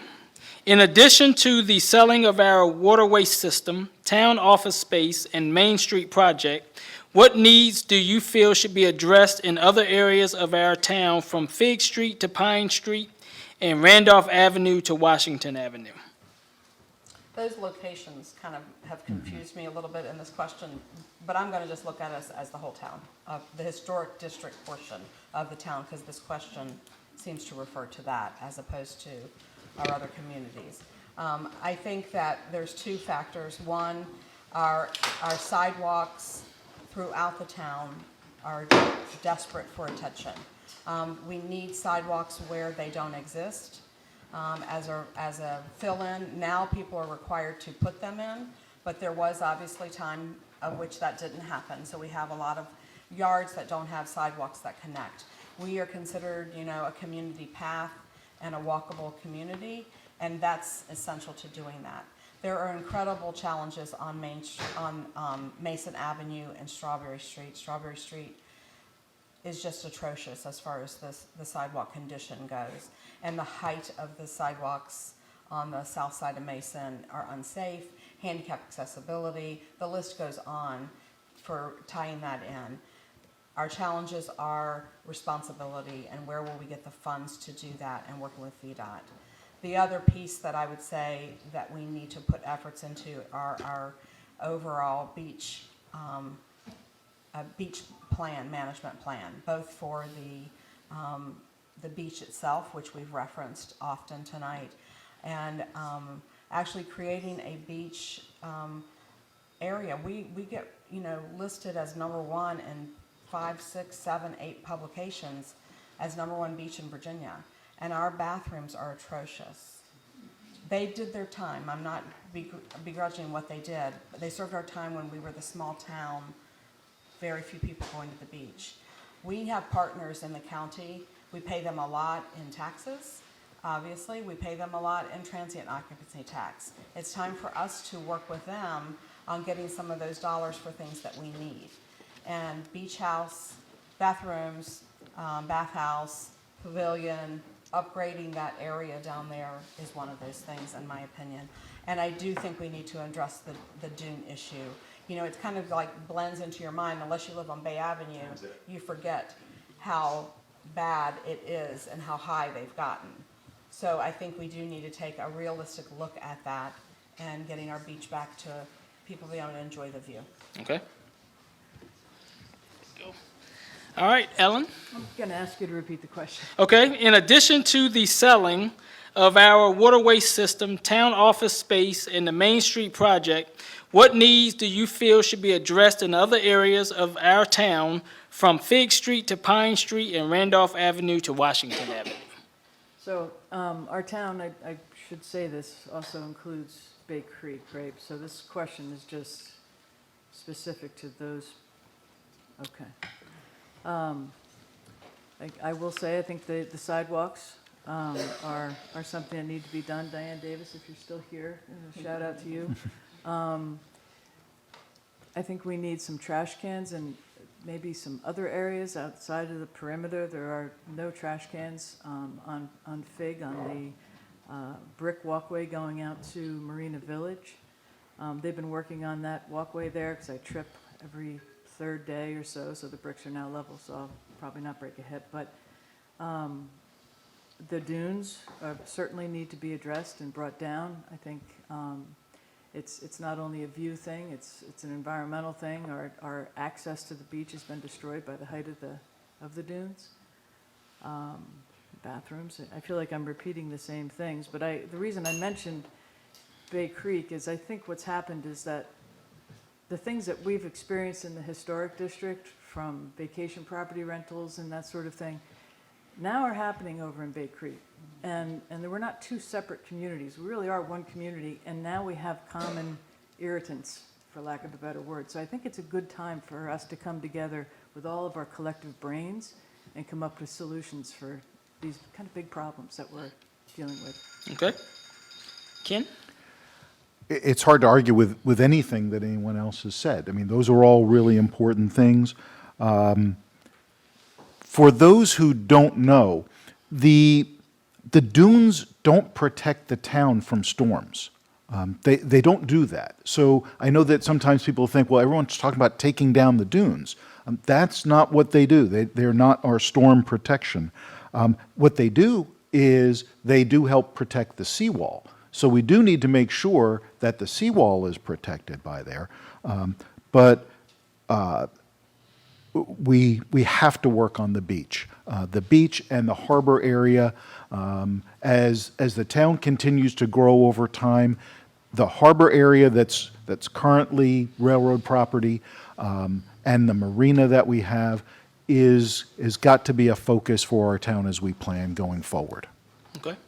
Paul? Okay, so two things. For me, we have a capital improvement plan.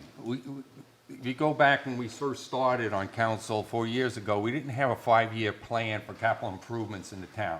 We developed a program document that describes how to put one together, and within a couple of years after, we have a capital improvement plan, and that really is our marching orders until changed as to where we set priorities. So in there, you're gonna find things like the community trail, you're gonna find sidewalks. Now, you may not be happy where the priority is, but that's part of the feedback every 6 months that we refresh this list comes from, and would welcome participation from the community on that. I agree with the beach management plan. A plan first has to be put together. What comes from the plan then can be fed into the capital improvement plan and jockey the priorities accordingly. But we first have to put a plan as to what we need to do and what it's going to cost. The jetty is also an issue that needs to eventually be inserted into the capital improvement plan. If you look at it from the pier, you can see it's constantly sinking, and over time, you're going to have to address it. But those are the things that come up, and we have a program that funnels and prioritizes where our tasks and money go. Okay. All right, next question. Ellen, we will start with you. Give examples of what you've done over the past few years to help the community.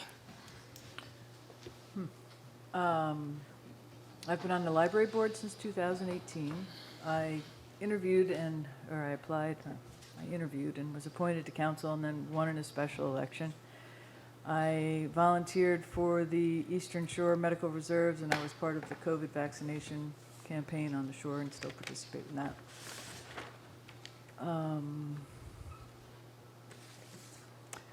This past summer, with my business partner, we opened up 2 businesses in town. We created jobs, brought the artists from the Eastern Shore back into the commercial district of town, which they had more or less been displaced. We run that as a co-op. We certainly are not a profiting organization at this point. So, you know, as I said earlier, I'm not a been here or a come here, I'm a stay here. And just by nature, I have a tendency to care about people. I'm the youngest of 8 children. I've learned teamwork and survival skills from a very young age. And this town deserves to be cared for by people who love it just as much as it loves us. Okay. Ken? As I mentioned earlier, I'm a member of the Planning Commission, the Harbor Area Review Board. I volunteer at the high school, working with students on understanding college and career options for them. Put on a job fair so that we brought in lots of different folks from across the county who could talk to students about careers they may have never envisioned. And working with other folks, Dave and others, to increase awareness of the kinds of jobs that will be coming over time to our county, and getting students to look a little higher and take opportunities that they may never have thought about. Sounds good. Okay, I'm not going to repeat all the particular groups I'm associated with, but I'll give you 2 examples. We have a time. I volunteered, like Ken initially did, volunteered to go up into the planning department when we were between zoning administrators. If you remember, we had a transition there and we had a gap of a couple months in order to keep the paperwork moving. I wasn't of any authority, but I kept paperwork moving to the right sources to be able to approve and keep a historic district and some of the zoning issues that were before us. So that was an interesting roll up your sleeves kind of environment. The other thing was I participated with Main Street in their small business COVID relief program, where we distributed over $800,000 to businesses within a 5 zip code district beyond Cape Charles. So there, I actually mailed out to 150 businesses. I actually went and talked to them. I have helped put together some of the applications in order to get through. So that, to me, was a very successful endeavor, and I was very happy to participate in that. Okay. Tammy? Yes. I'll follow up on the grant piece of it. I spoke to it a little bit earlier. One of the things that I think skill-wise that I can bring to the town and continue to do is seeking and receiving grants that help us duplicate our dollars in many cases, many of them straight up. I was the person with Karen Zamorsky from Main Street that actually applied to DHCD for that grant, and those things are important for our community. You're busy in the work you do. I run a business. I remember it like it was yesterday. It was July 5th, and it was crazy as it could possibly be, but we're in there writing that grant because our businesses needed that. And I think that is who I am in all of the things that I've been involved with, is I put those things first and foremost. One of my favorite projects that I ever worked on was New Roots Youth Garden, and I see Miss Lurie out here helping those, and Phil, sorry, and Diane, helping those children learn that they can control what goes in their tummies by growing it is incredible. I'm kind of that feel-good kind of person, I guess. You know, my husband and I brought in the community potluck that had over 250 participants.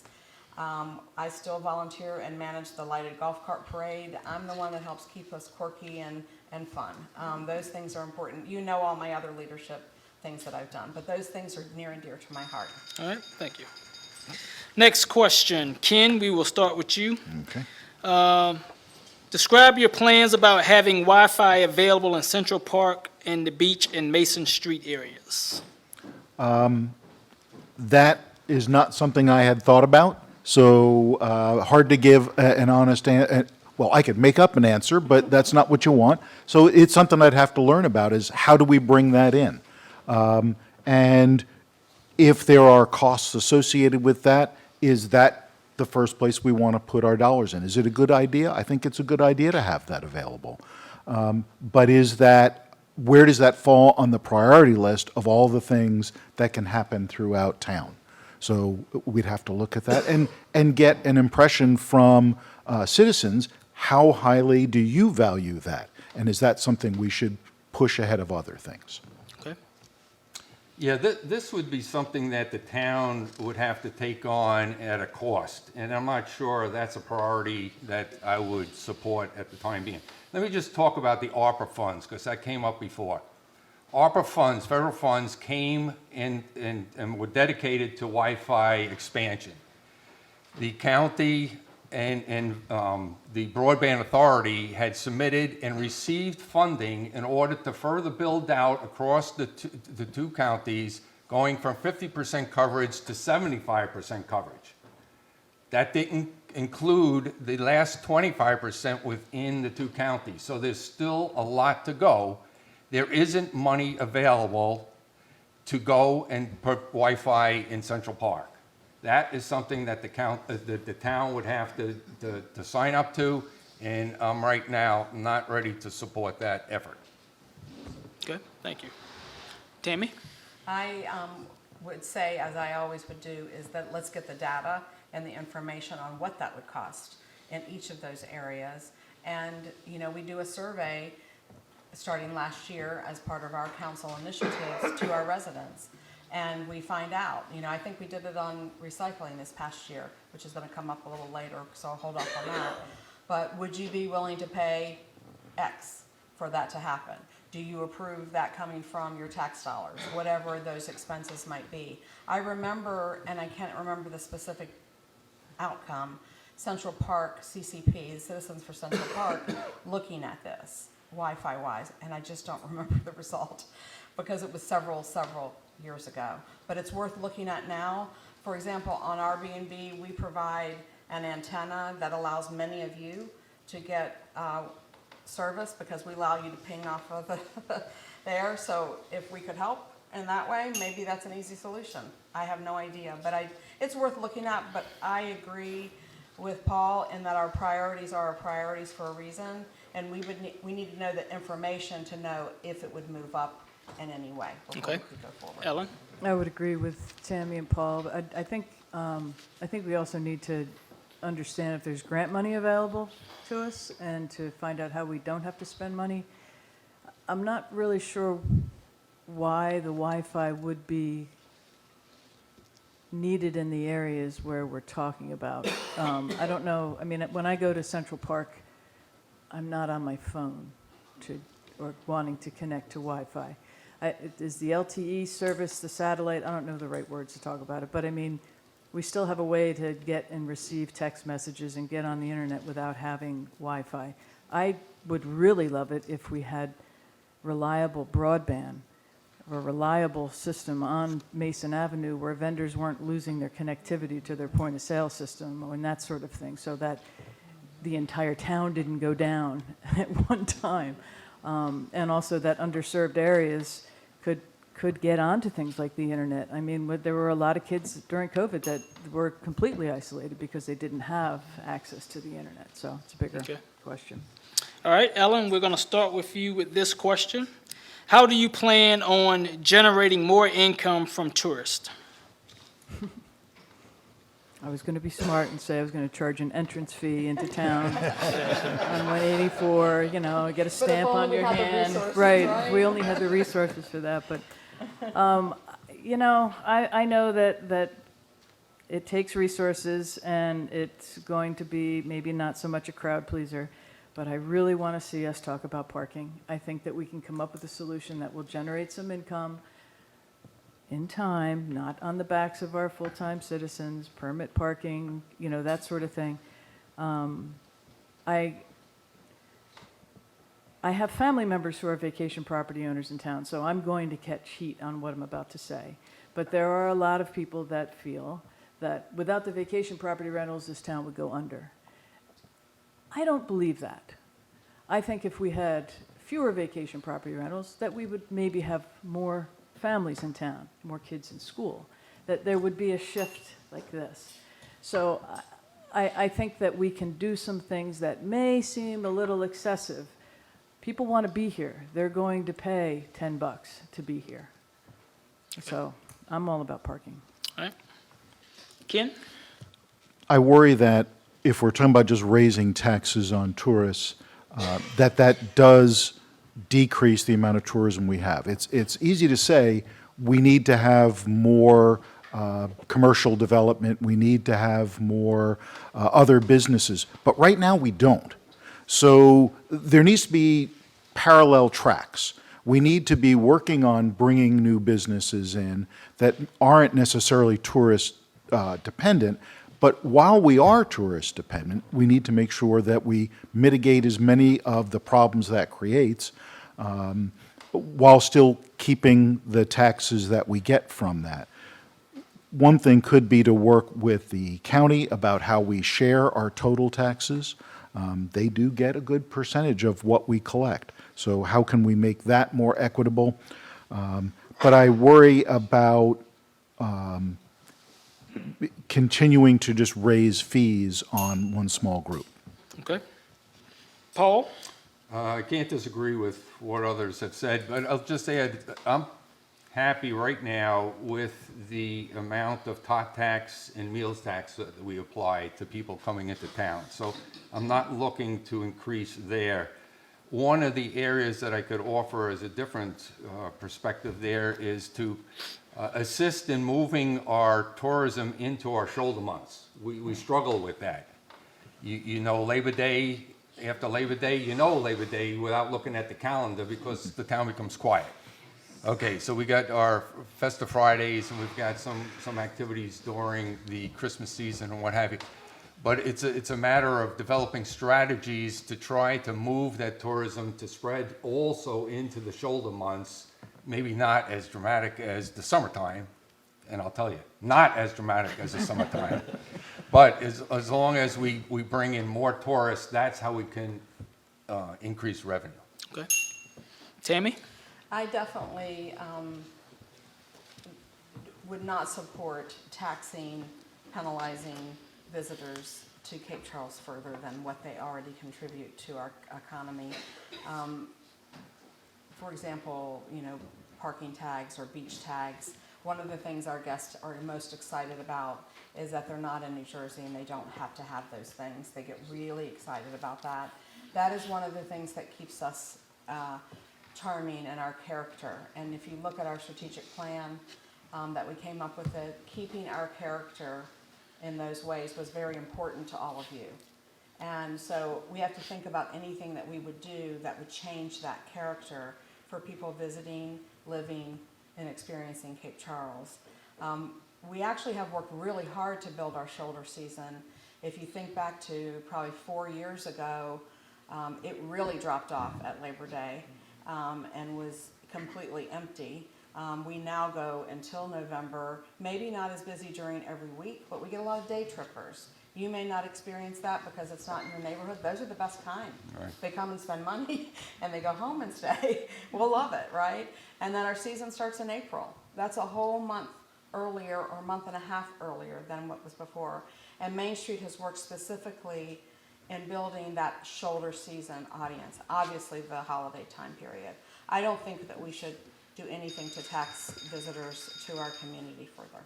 Okay.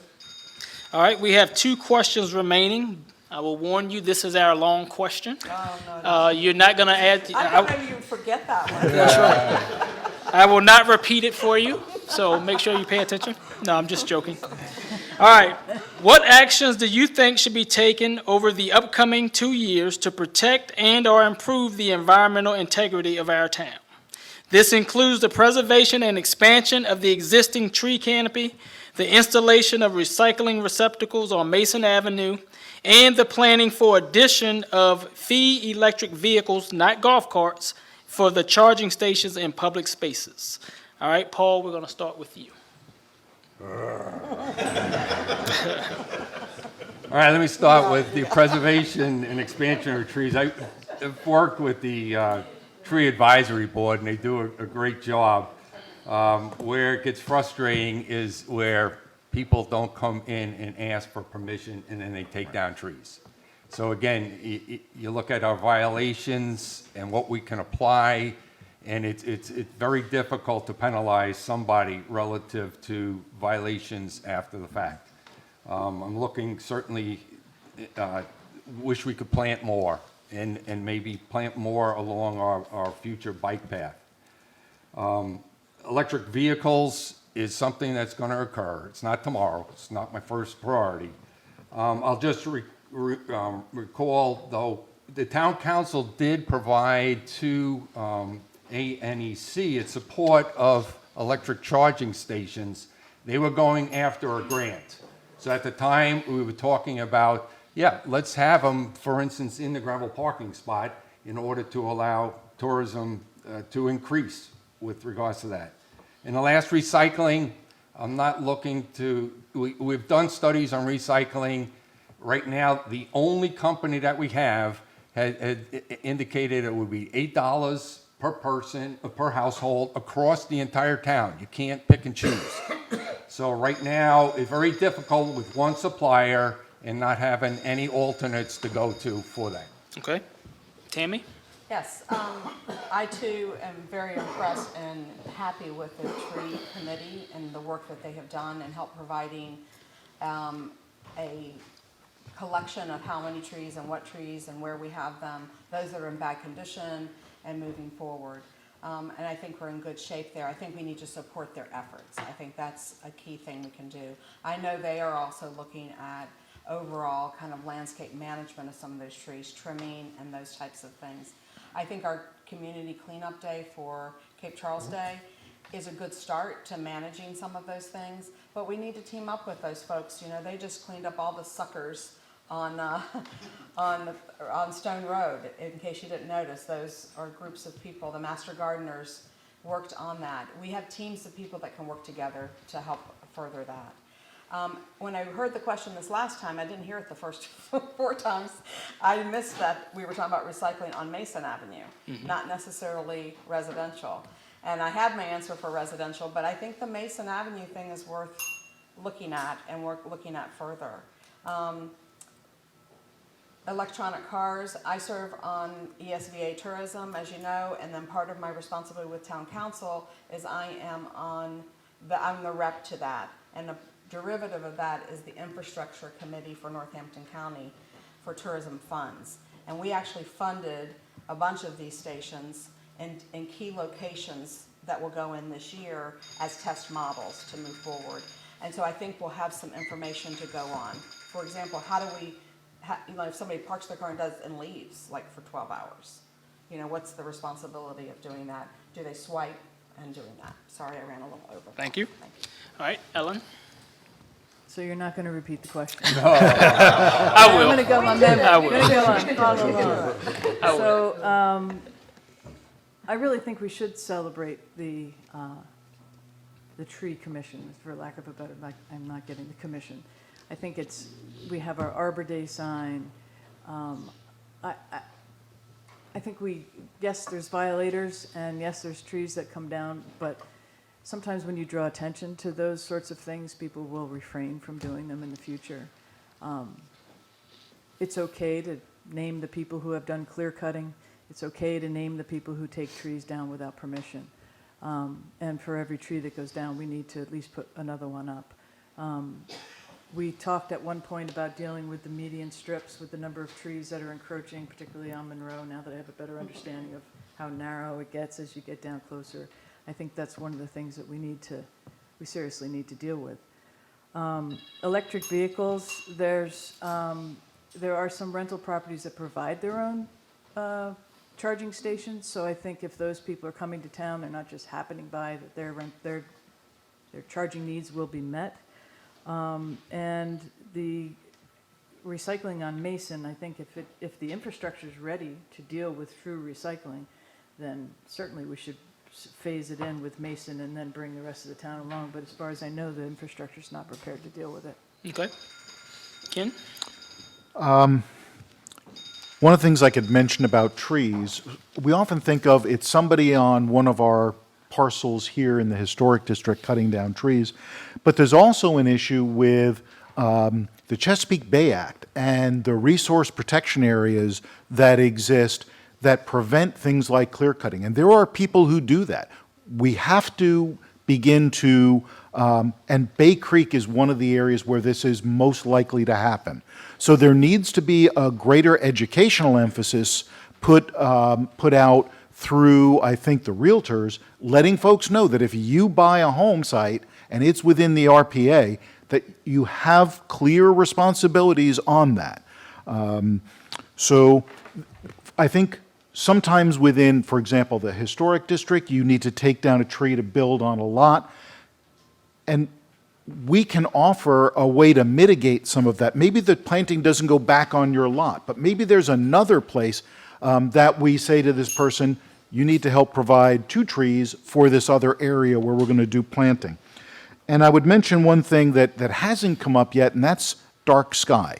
You know, when we first moved here, that was kind of like a big deal. We're a dark sky community. But if you look into our ordinance, it's never defined what dark sky is. So if we want to say you can see the stars when you go out in the evening, we've got to begin to define what do we mean by that and how do we enforce it. So we do have some ways to enforce things now based on the amount of light that leaks over into a neighbor's yard, and that's part of what I do.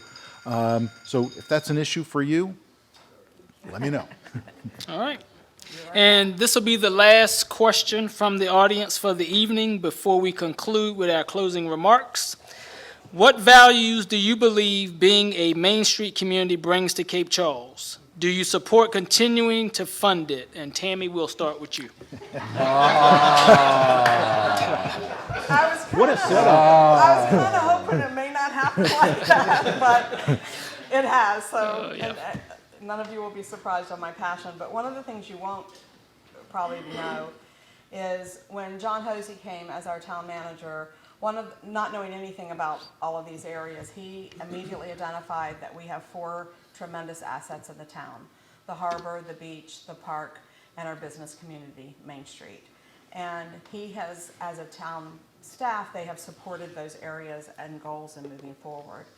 Obviously, I believe in the program because we've worked hard to get to where we are today, and it didn't happen overnight. I think it's important for people to know the early days because it helps explain where we are today.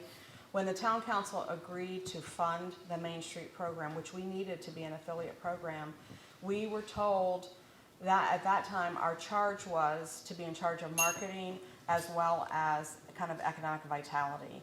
So those are 2 hats that Main Street wears. Most of the people who are naysayers only attach to the marketing piece. They forget the work that we do with our business community to keep them strong and thriving. Grants, support, extended hours, all of the things we've talked about tonight. And Main Street's done much more that's intangible than you can see. But there are very intangible things. If you look at our streetscape, it has improved drastically since Main Street came on board. So those are just a few things as a backstory. Okay, I wish I thank had you. more time. All right. Ellen? Can you just repeat it for me, Yes. please? What value do you believe being a Main Street community brings to Cape Charles? Do you support continuing to fund it? I think Main Street has put Cape Charles on the map. I think that we need to better understand as a community what Main Street has done for Cape Charles so that there isn't that level of suspicion about what has Main Street done for us. Everything is about Main Street, nothing is about us. I think that would help to kind of clear up some of that mystification. So really it goes back to the ROI on the investment as far as the town's concerned. I would like to see as much investment in marketing and infrastructure as well, because I feel like we've gotten a little bit ahead of the cart. We've marketed, we've got people to believe this is a great place, but we're limited in a lot of other ways to be able to, sort of deliver on that promise. Okay. All right. Ken? I would certainly continue to support Main Street. Main Street brings in tremendous number of grants that help support things in the town, organizing signature events like Festive Fridays, or the Love Run, or Love Fest in the summer. And those are things that are not just for tourists, those are things we all enjoy. And so I think it's important that we continue those things. Those are the Love Run, I think you'll see this year, greatly expanded, and will be another thing that puts us on the map. So I think that's real important. The support that we also give to business owners. So there are monthly Main Street Connect meetings where Main Street brings together business owners to talk about what's successful in your experience. How can we learn from each other? Are there things that it would be helpful for business owners to know? How can I get more information out of my POS so that we can choose to market the right places? All of these are things that Main Street does that you just don't hear about so much.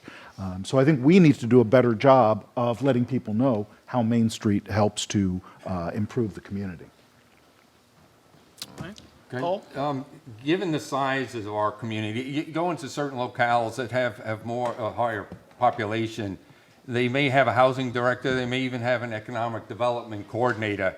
We don't have that. The town council had agreed that the Main Street organization would take on that responsibility for us, and in my opinion, certainly brings value. And just look at the grant that we talked about earlier of $800,000 to small businesses within our community and the surrounding area. That wouldn't have happened without Main Street. So they do bring value. I'm happy with the content, and we do have an accountability from them on a yearly basis as to where those funds go and what they're utilized for. So it's not as though we're just throwing money into the hopper there and hoping for the best. There is some dialogue and accountability associated with that. All right, very good. That concludes our questions from the audience. I know you all are disappointed, but now we're to the stage of closing remarks. I'm happy. He can take that jacket off. And just to remind you, you get 90 seconds to make your closing remarks. We are going to start with you, Ellen. So if you would go ahead and give us your closing remarks. So considering the changes that have occurred in the past 4 years, imagine what the next 4 years are going to hold. Council participation is not easy. We want to make sure that we're not only making decisions that make sense today, but decisions that are going to make sense 10 years from now. If elected, it will be committed to making sure that I keep myself aware of what the town people are concerned about, what your needs are, your views. Someone said to me, oh, well, we can trust that our elected officials are doing what we would want them to do. I have a tendency to disagree with that, because if I don't know what you need, I can't advocate for you. I'm only advocating for myself, and that's not something I'm comfortable with. So I hope that you vote for me on November 8th. Thank you all for coming. All right, Ken? Thank you. I think it's really important that we tap into the potential to the folks in our community, that we ask for more citizen participation. Thank you. Is that a message? Yeah. As Ellen said. We really do want to hear from you. We want to get your opinions, your advice. We have so many people who, in previous lives, have a wealth of expertise. So let's bank on that. Let's use the experience that you have to make this a better place, to address and solve, come up with solutions that maybe 5 or 6 or 7 people can't think of on their own. And the only way to make that work is to have a more open government with that. So I hope that I've earned your trust and your vote on November 8th. Thank you. Paul? I'd like to thank you, Rotary, Wayne, and those that are in attendance here on Facebook for attending tonight. It shows an interest. Let me just summarize why I'm running. First, if elected, it relieves me from chores around the house. But in reality, I view this as a community obligation. I don't have anything else on my plate, and I feel that this is a community obligation. Believe me, I tried to talk myself out of it. I tried to use age, and I could not clear consciously say, yes, take your name out of the hopper. I enjoy the research and the problem solving. I come from an industry where don't reinvent the wheel. Somebody else has solved this. So I like that aspect. I am not going to ask for your vote tonight. All 4 candidates in my mind are qualified. We each have different backgrounds and experiences that come to the table, and I leave it up to you to select who you want to choose. I have not run out of steam. I don't have or own a business. I don't have an RV. I don't have a boat. I don't have a short-term rental. But I'll tell you, I'll continue to make the residents of Cape Charles my business. Thank you. All right. Tammy? Yes, I look to all of you and those listening, and hopefully you'll pass along to your neighbors. If you are happy with the work that I've done in the 4.5 years, my goal has been to represent you as best I am able. And I will continue to do that. I feel like there's so much more to be done. I too debated on should I continue. It's not an easy job, folks. And I wondered, do I have that in me to do? And I do. I have the passion and the fire in my belly. We have, our first 18 months were a little struggled with the pandemic and staffing issues. And we have just turned circles around that and are moving forward, and we're on a good momentum. And I want to be a part of that future forward. But I need all of you in order to do that. I need you to help keep us in check that we are going down that path that you want us to. I do ask for your vote tonight because it's your voice, and I hope that is for me, but I don't think that you can go wrong with any of our candidates tonight. I think you have to make that decision and what impact it makes for yourself.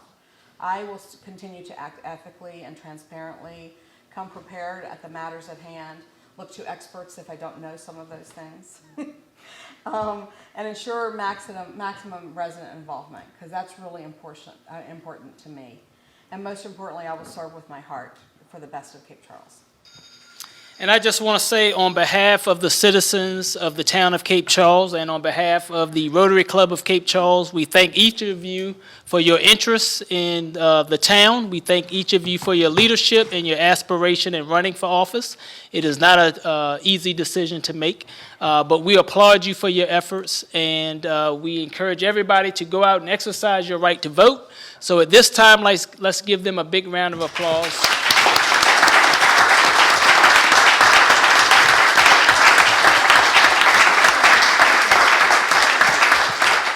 This concludes our festivities for the evening. I hope everybody has a safe trip home. Good night.